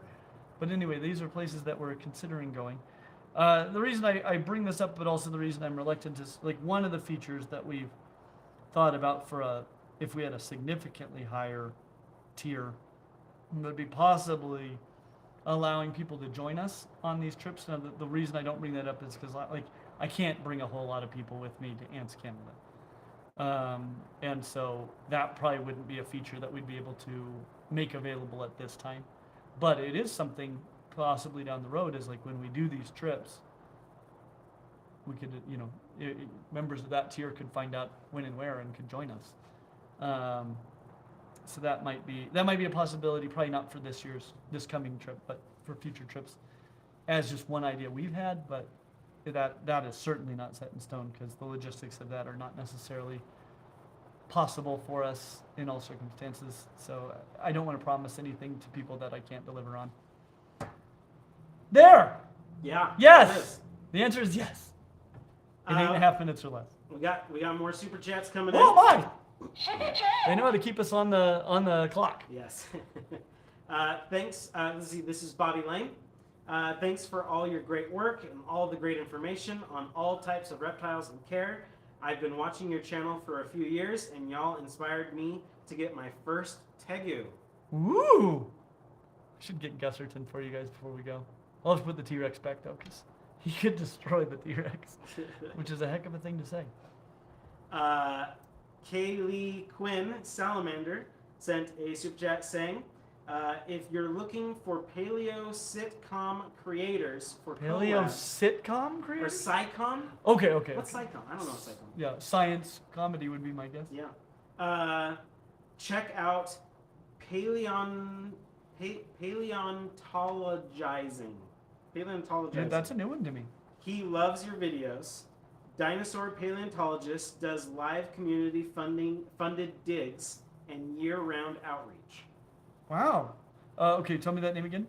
Paleontologizing. Paleontologizing. There you go. Okay, well, I'm going to have to check that out for sure. That sounds right up my alley. Because I don't know what his name is. I will assume it's Grant. Doctor. Yeah, because Grant's like me. What? He's a digger. It's Dr. Grant, and who is the female? Dr. Sattler? Dr. Sattler. How come it's always we almost never talk about Alan. We talk about Dr. Grant. We don't say Dr. Sattler very much. I wonder why. Oh, but we tend to say Ellie and Dr. Grant. Yeah. Yeah, that is a weird thing. I was thinking about that last night, actually. Yeah, we can talk more when I get back. In survival situations, love it. Okay, George Walker sent a super chat saying, "Could the wording of no venomous snakes or venomous lizards, whose venom, etc., still be used to argue no venomous snakes of any kind?" No, because I don't know if I would go as far as say the most, but I will say the vast majority of venomous snakes kept by reptile keepers, their venom is not capable of causing significant injury or death by any reasonable interpretation of significant injury. Okay. I mean, I'll tell you the truth. I would be much more concerned about being bitten by a large retic than by being bitten by a large false water cobra, as much as neither would be ideal. And the false water cobra is one of the more venomous snakes that I'm willing to keep. A big retic has big teeth. They can cause significant injury. But it's talking about, and this is key too. It's saying whose venom could cause significant injury or death. And so, if it's not the venom causing the significant injury, then it's not restricted there. There you go. Anthony Simone sent another super chat Anthony! saying several new baseballs, an autographed Steve Irwin Funko Pop from Bindi.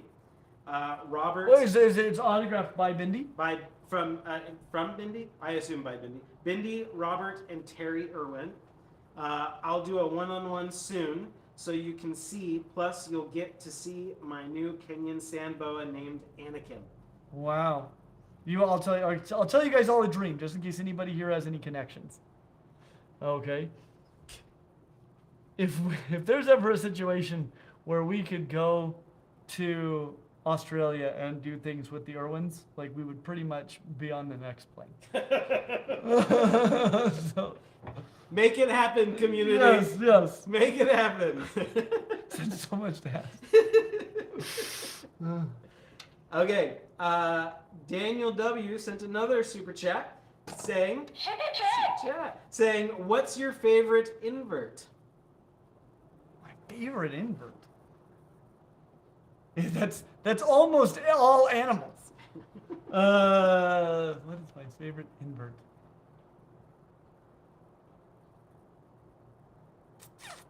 Boy. I mean, of the inverts that I keep, I probably get the most joy from the vinegaroons. They're amazing. And people that come here, I think, get the most joy from the vinegaroons. But,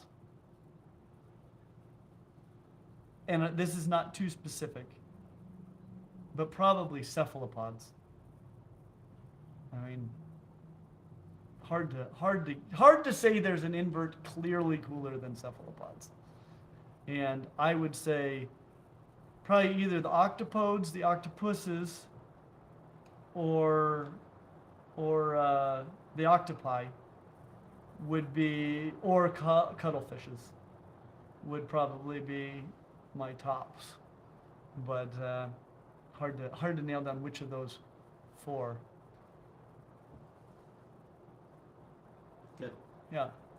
Can't say just one, you'll create such a stir. Yeah, you'll offend all the others. So offended. Let's see. Aidhog sent a super chat saying, "Clint, you're an indispensable companion for me when I'm cooking dinner. The knowledge you provide opens a whole new perspective when viewing the natural world, whether in the park, forest, or museum."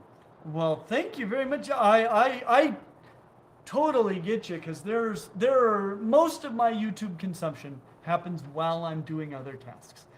The only channel that I won't bother watching unless I am watching it is, of course, the great 3D Bot Maker. If you are not familiar with 3D Bot Maker, they take the concept of racing Hot Wheels cars and do it to the absolute peak. It could not be done better. They're great. If you can think of a way for us to do a collaboration with 3D Bot Maker, please let me know how that would happen. Yeah. Good. I should sponsor a car on 3D Bot Maker. They Is have, that a thing? Yeah. That's interesting. We should build a Clint Reptiles car. You're a nerd. All Yes, right. Kylie Quinn, Salamander, sent another super chat saying, "Character limit kicked my butt. SciComm equals science communicator." Okay, that makes sense. And Paleo. But not as funny as what I envisioned. And paleontologizing's name is Danny and Uza. And she had, and Kaylee had mentioned that they're mostly on Twitch. Oh, okay. Because Danny's like me. He's a communicator. Anthony Simone just sent another. Anthony! Saying, "Did you see the recently discovered Homotherium kitten that was frozen yes, I did. in permafrost? Amazing discovery." Yes. So yeah, if you're into like saber-toothed tigers, we just found a baby one, frozen, so it's intact. Like, this is how you would clone a mammoth. So now we can have a saber-toothed tiger too. Hooray! That, honestly, I don't know. I'm not on an ethics committee, but why not? Why the heck not? Like, you keep them only in zoos. You have a zoo population of saber-toothed tigers, though. How rad would that be? I'd go.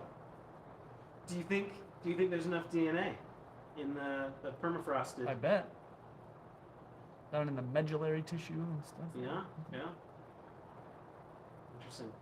What if you were the czar of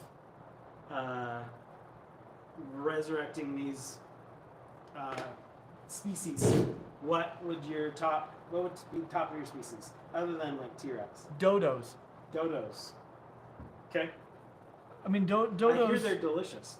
Yeah, well, that's the word on the street. And but dodos would be a big deal, and and I think it's doable.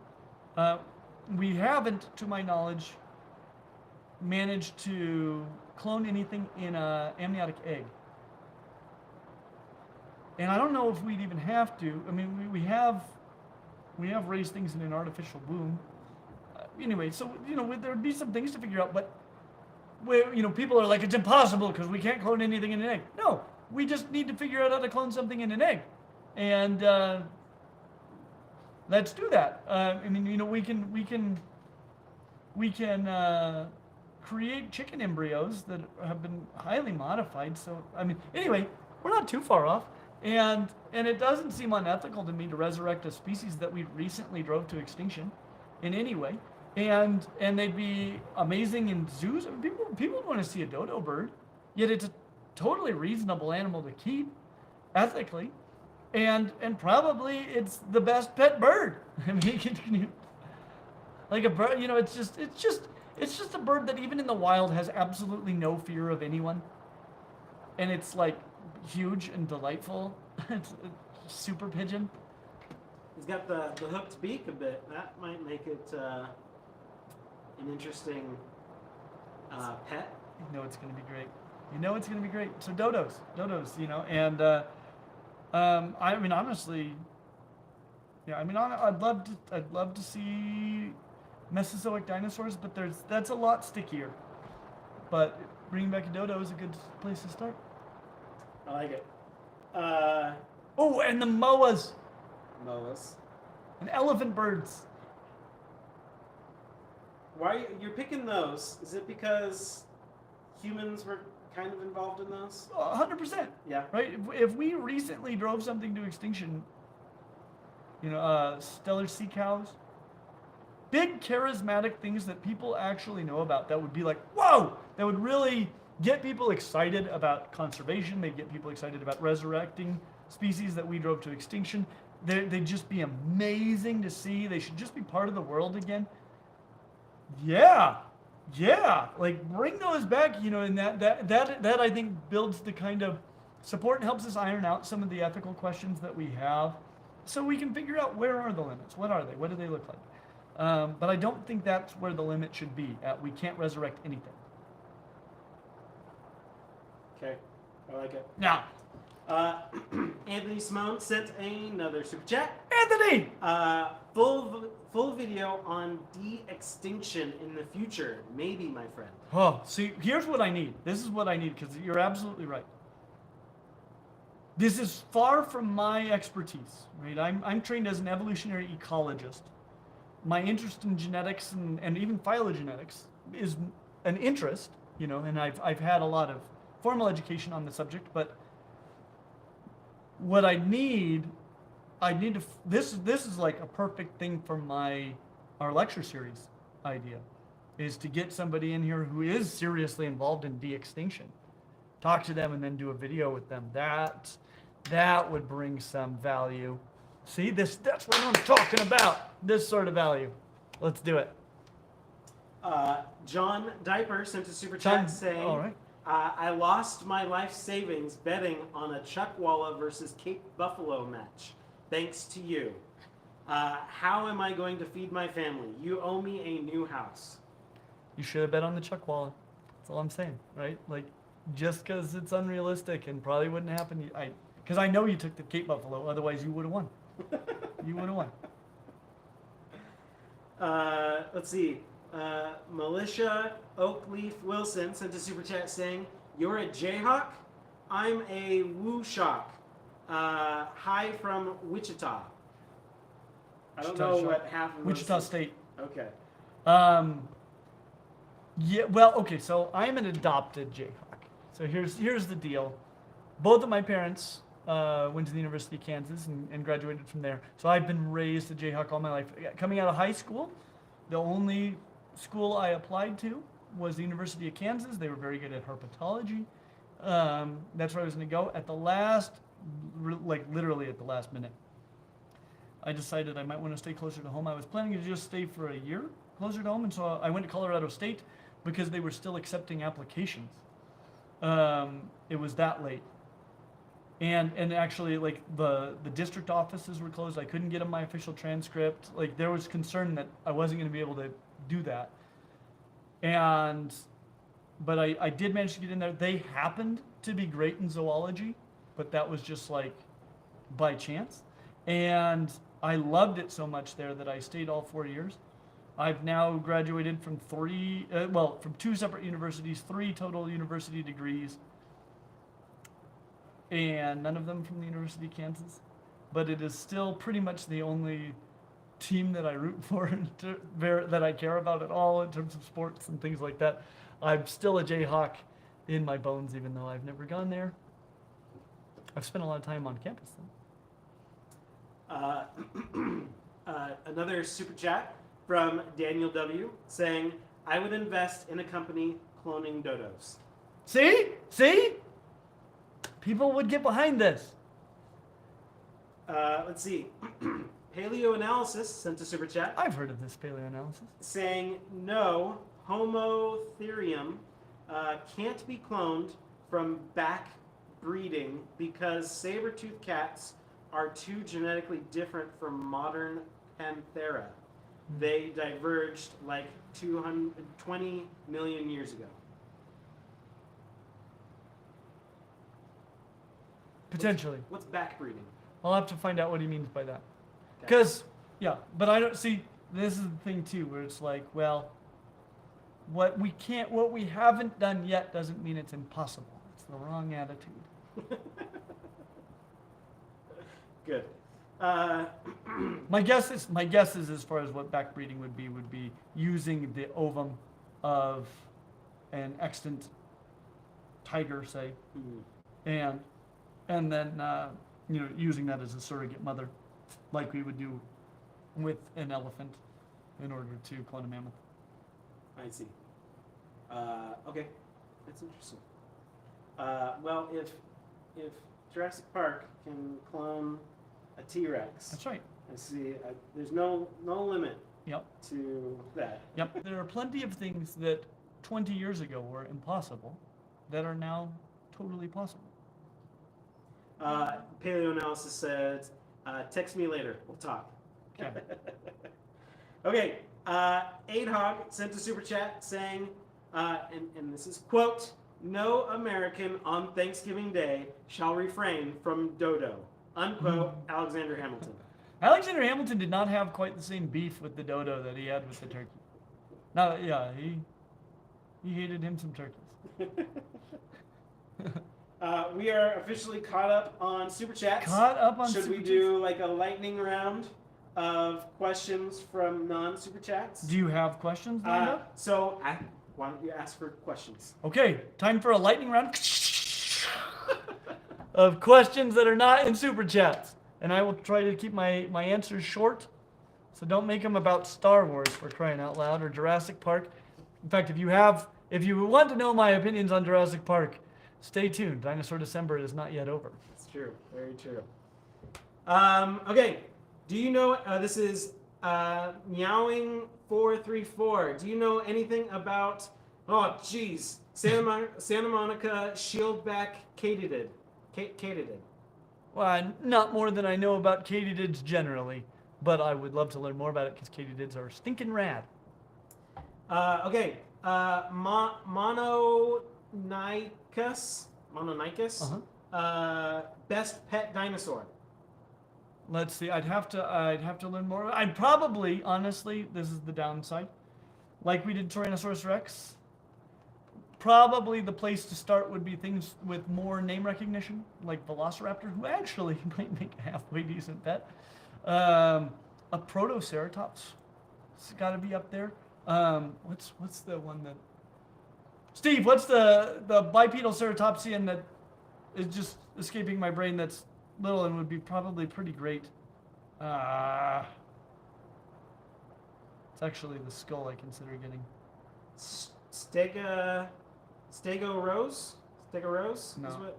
That's not what I'm thinking. But Okay. Anyway, we'll get back to that. Okay. Let's see. Let me That one get- doesn't have good name recognition, but it could be such a good pet. But I'll look into some other options as well. IH8MP. What can we do to protect the welfare of reptiles in captivity sold in pet stores? Department of Markets and Agriculture only monitors cats and dogs, to my knowledge. Thank you.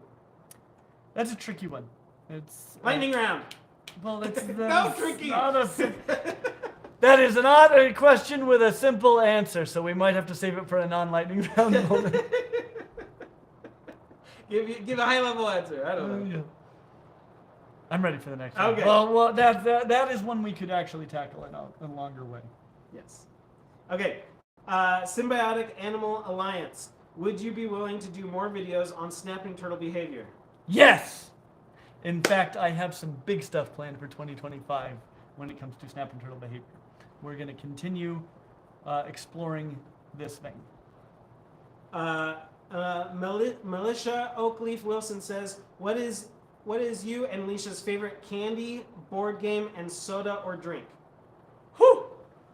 Candy. Candy. Mine and Leisha's are going to be different. But probably the one that I eat the most, but it's almost just turned into just a survival snack for me, are peanut butter M&Ms. So good. Agreed? Okay. So good. But I also love pretty much anything with chocolate and peanut butter. Like, those are all great. They belong together. Board game? Board game. We play a lot of games. That's actually what brings the whole Clint Reptiles crew together. If it wasn't for playing board games and enjoying that, my favorite, I tell you my least favorite with Leisha is Monopoly. That's one that, like, if you don't want your marriage to succeed, you start playing Monopoly, because the thing is, it's obvious who's going to win 20 minutes into the game, but there's another 2 hours to sort it out. All those 2 hours, the winner gets to enjoy and the loser gets to suffer. The loser will say, that you win, like I forfeit. And the winner will say, oh, no, you don't. We're going to enjoy these next 2 hours of me winning the whole time. And anyway, so we swore off Monopoly. Favorite Favorite soda and drink. Recently we played Don't Mess with Cthulhu, but the new version, which usually when they come up with like new versions of games, it doesn't make it better. This one's even better, and I love Don't Mess with Cthulhu. There's a new version? There's a new version. Oh, interesting. Same name? Just like version? Don't Mess with Cthulhu might be called Deluxe or something like that. Oh, I've heard that they have one that has more people. Anyways, okay. Yes, that's the one. Soda or drink? Oh, Drink. my favorite soda or drink? Yeah. I drink a lot of water. But when it comes to drinking something soda-like, I usually drink lemonade. And it's just uncarbonated soda. Who are we kidding? There's no lemons involved. Okay. Let's see. Andor the Grognard. Can reptiles be bred for temperament? Yes, but it's going to be a little. I mean, totally. They totally can, and you see a lot of variation across, within a species, and I've definitely seen heritability to temperament. One thing is you're not going to get neoteny in the same way that you will with animals with extreme levels of parental care, because reptiles hatch out needing to function essentially like adults, and so they don't have this like harmless, delightful, worthless stage like, say, most mammals and many birds do. And so with a lot of domestication, we're usually breeding for neoteny, and you can't do that with reptiles that aren't birds in the same way. Might be able to do it with a T-Rex, though. Kay says, if you could bring back any creature, but morph it to be the size of a cat dog, what would you have as a pet? Good. A T-Rex. 100%. 100%. Assuming it could survive. Noah says, do you think it would be possible for dragons to evolve, ignoring the fire breathing, of course? Man, that is a topic of many Patreon extras and a Patreon podcast. Okay, we should do a long form video about. I've actually thought about doing a phylogeny of mythical creatures. That's something that's been brought up to me that I'm like, that's a good idea. As far as dragons evolving, your biggest restriction that would make it hard is a lot of dragons are hexapodal, and you might notice that tetrapods are tetrapodal across the board. I mean, even if you're including vertebrates, right? You don't find any vertebrates with more than 4 functional limbs. And so, you can modify those limbs a lot, but getting new limbs from scratch. That said, sometimes you do have tetrapods born with 6 limbs, frogs and stuff like that. We've seen that happen a lot.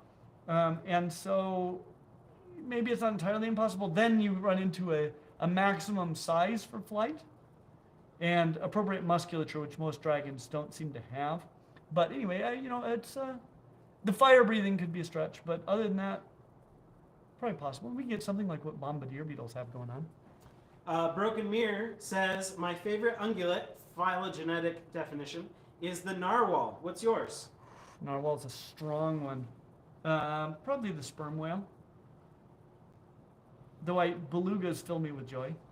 The Whopper Boy says, if you learn anything fun about geology, would you share it in a Best Pet Rock video? I have long considered doing a Best Pet Rock video. Well, a Rock the Best Pet video. And potentially, recently I went a lot into what I've been learning about geology in one of our creationist videos. I'll find a place that it's relevant. But Best Pet Rock video, that could be fun. John Diaper says, are you still considering getting an eyelash viper or eyelash vipers? I've never really considered getting an eyelash viper, but of vipers, like if I was going to have a viper here in Clint's Reptile Room, it's on a very short list of vipers I would actually consider. Honestly, if I was going to keep a viper myself, I would probably get a native rattlesnake. And the main reason for that is, twofold. One is the main reason to have it is so that people can see what our native venomous snakes look like. And 2, so that we can, if somebody should be bitten, at least when we show up at the hospital, they will be able to do something for us. This is Corey Kessinger. Microraptor versus Velociraptor. Best pet raptor. Oh, as far as which one would be a better pet? Perhaps. Probably Microraptor. Velociraptor could still potentially kill you. George Jones says, what about a wyvern? What about a wyvern? So wyverns, I think, have wings in place of arms. Or one of them has no limbs at all. I think that might be wyverns. They'd be totally reasonable. It's just basically a legless monitor lizard.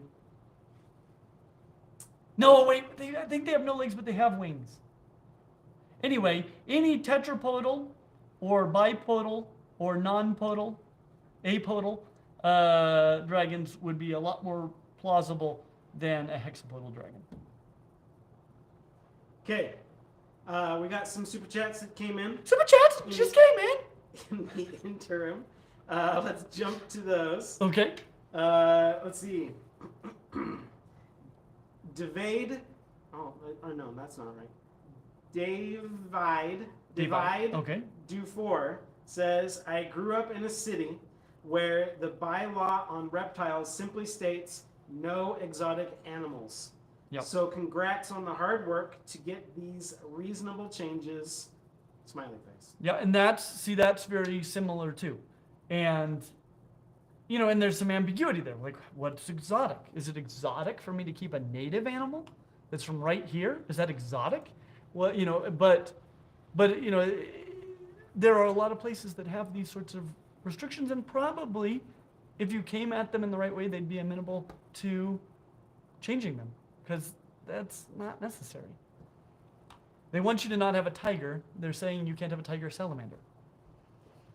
Paleoanalysis sent another super chat answering the question on the biped, I think is what you were talking about, right? Okay. Or the sauropod. He says... Oh, no, the ceratopsian. Ceratopsian, there you He says, and I'm gonna pronounce it the way Psittacosaurus. Psittacosaurus. That's it. There you go. Psittacosaurus is what you were thinking. Yep. I just had to have you send a super chat, then I would say that I knew it anyway. Good. Thank you. It actually entirely jogged my memory that it might be hard to pronounce Yeah. because it starts with a P. Yes. Thank you. Eric Lewis sent a super chat saying, I have decided that one of my favorite snakes is a Malagasy giant hognose. Have you had any experience with them yet? I have a pair now and they are amazing. We have a female here at the reptile room. I think, last I saw she was in shed, but I don't think she's in shed right now. Let's go catch her. I'll be right back.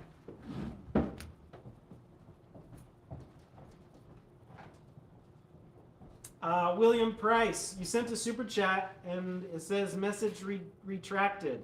Let me know what your message should say.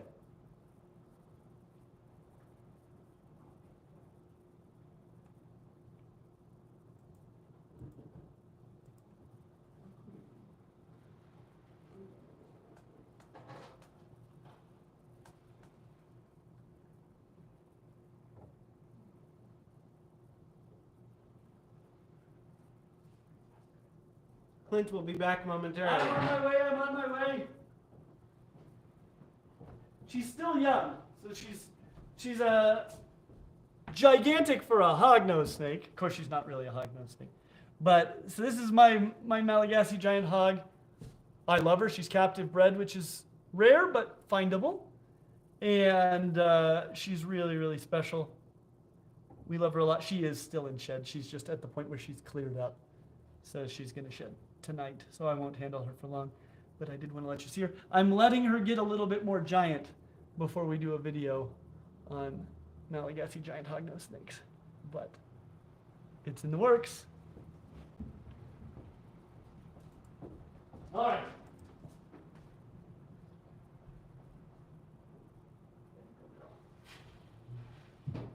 Very good. Don't give up on me. I've returned. Must be interesting for people who arrive to the live stream while I'm gone. It's just nothing. Empty chair. Empty chairs at empty tables. So William Price sent a super chat, but then retracted their statement. So I never got to see what the actual comment was. But thank you, William Price, for the super chat. The actual comment was priceless. Good. Thank you very much.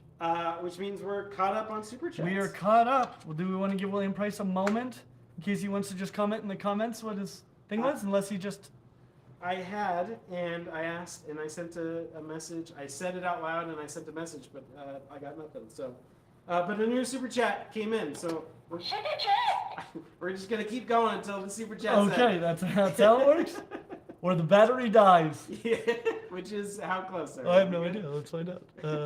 16%. We got done. Okay.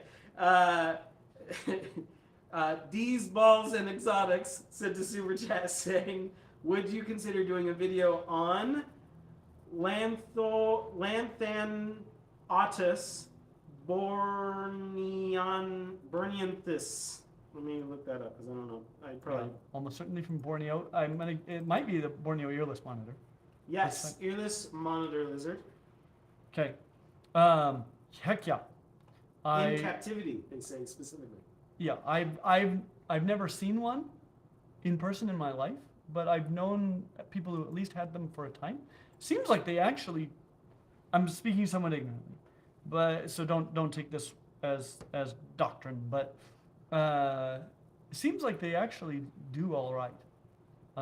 You know, they remind me so much of dragon snakes in their appearance for some reason, but I think their actual how well they do in captivity, they do just fine. And people are producing them captive bred now. I would love to do a video on them.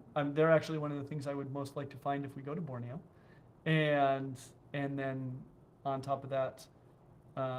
Yeah, if I get the opportunity, if somebody has one and I can reasonably get to them to film with it, absolutely, super cool animal. Okay, William Price came in and said, would you or have you considered doing a long form video on pterosaurs? Would you include all of them in one video, or would you do smaller videos to break up all the different species? You guys are still going? Welcome back, Lehi. Oh my goodness. We don't stop until the battery Okay, dies. so yeah, we or the super chats. So we have not done a video on pterosaurs. I've strongly considered it. It is a big group. Pterosaurs are a big group. They were a very successful group, and so figuring out at what level to do it, how many to cover, has been a little hard for me. But yeah, it's gonna happen. It's gonna happen. They may even be on my list for next year. I'm not sure. They wouldn't be a dinosaur December though, because they're not quite dinosaurs. Though they're closer to dinosaurs than anything alive today except for dinosaurs. There you go. Let's see. I think we're caught up. We are caught up, and nothing from Price. No, that was the one from. That was it. Yay! Oh, hooray! Pterosaur. We almost didn't get that question. Yes. Well, now I feel like we have some sort of closure. Thank you guys so much for being with us. We can't stop now. Nope, can't stop now. Militia Oakleaf Wilson says, sent a super chat saying, how can we know what expos you will attend? That's a very good question. I will try to let you guys know, but I don't. So the reality is, the one that I can tell you I'll be at is the Wasatch Reptile Expo here in Utah. I go to all those. I love it. They put on a great expo. They've been doing it for a really long time. It's my hometown expo. I'm going to support it every time, and I encourage you to come and be there. I will be there on the Saturday of the expo every time. Barring a birth of a child, I have had to miss it once. It was devastating. It's devastating. But that's the main one that I go to. Now, there are others I would like to go to. I'd love to go. I want to go back to Tinley real bad. There are lots of them. I don't even know, right? Like, other than going to Tinley that one time, the Wasatch Expo is the best one I've ever been to. And I've been to several in Denver growing up and things like that, but I really haven't been to that many reptile expos. I love them though, and I'd love to go to more of the big ones. And so maybe make some recommendations, and if I can find a way to be there at that time of year, it might just need to happen. But I will try to let you guys know, because I want to see you. Okay. I think we're caught up now. Okay. All right. So we are officially caught up. Thank you guys so much for being here with us, for allowing us to celebrate so many big wins, for allowing us to talk about also some heavy subjects, and just to run some ideas by you guys. Like we get so much from this community and just the sort of communication we have with you guys. So thank you for supporting us in this absolutely incredible dream that we are living and building. And we love you guys. And as always, like and subscribe. We hope to see you real soon.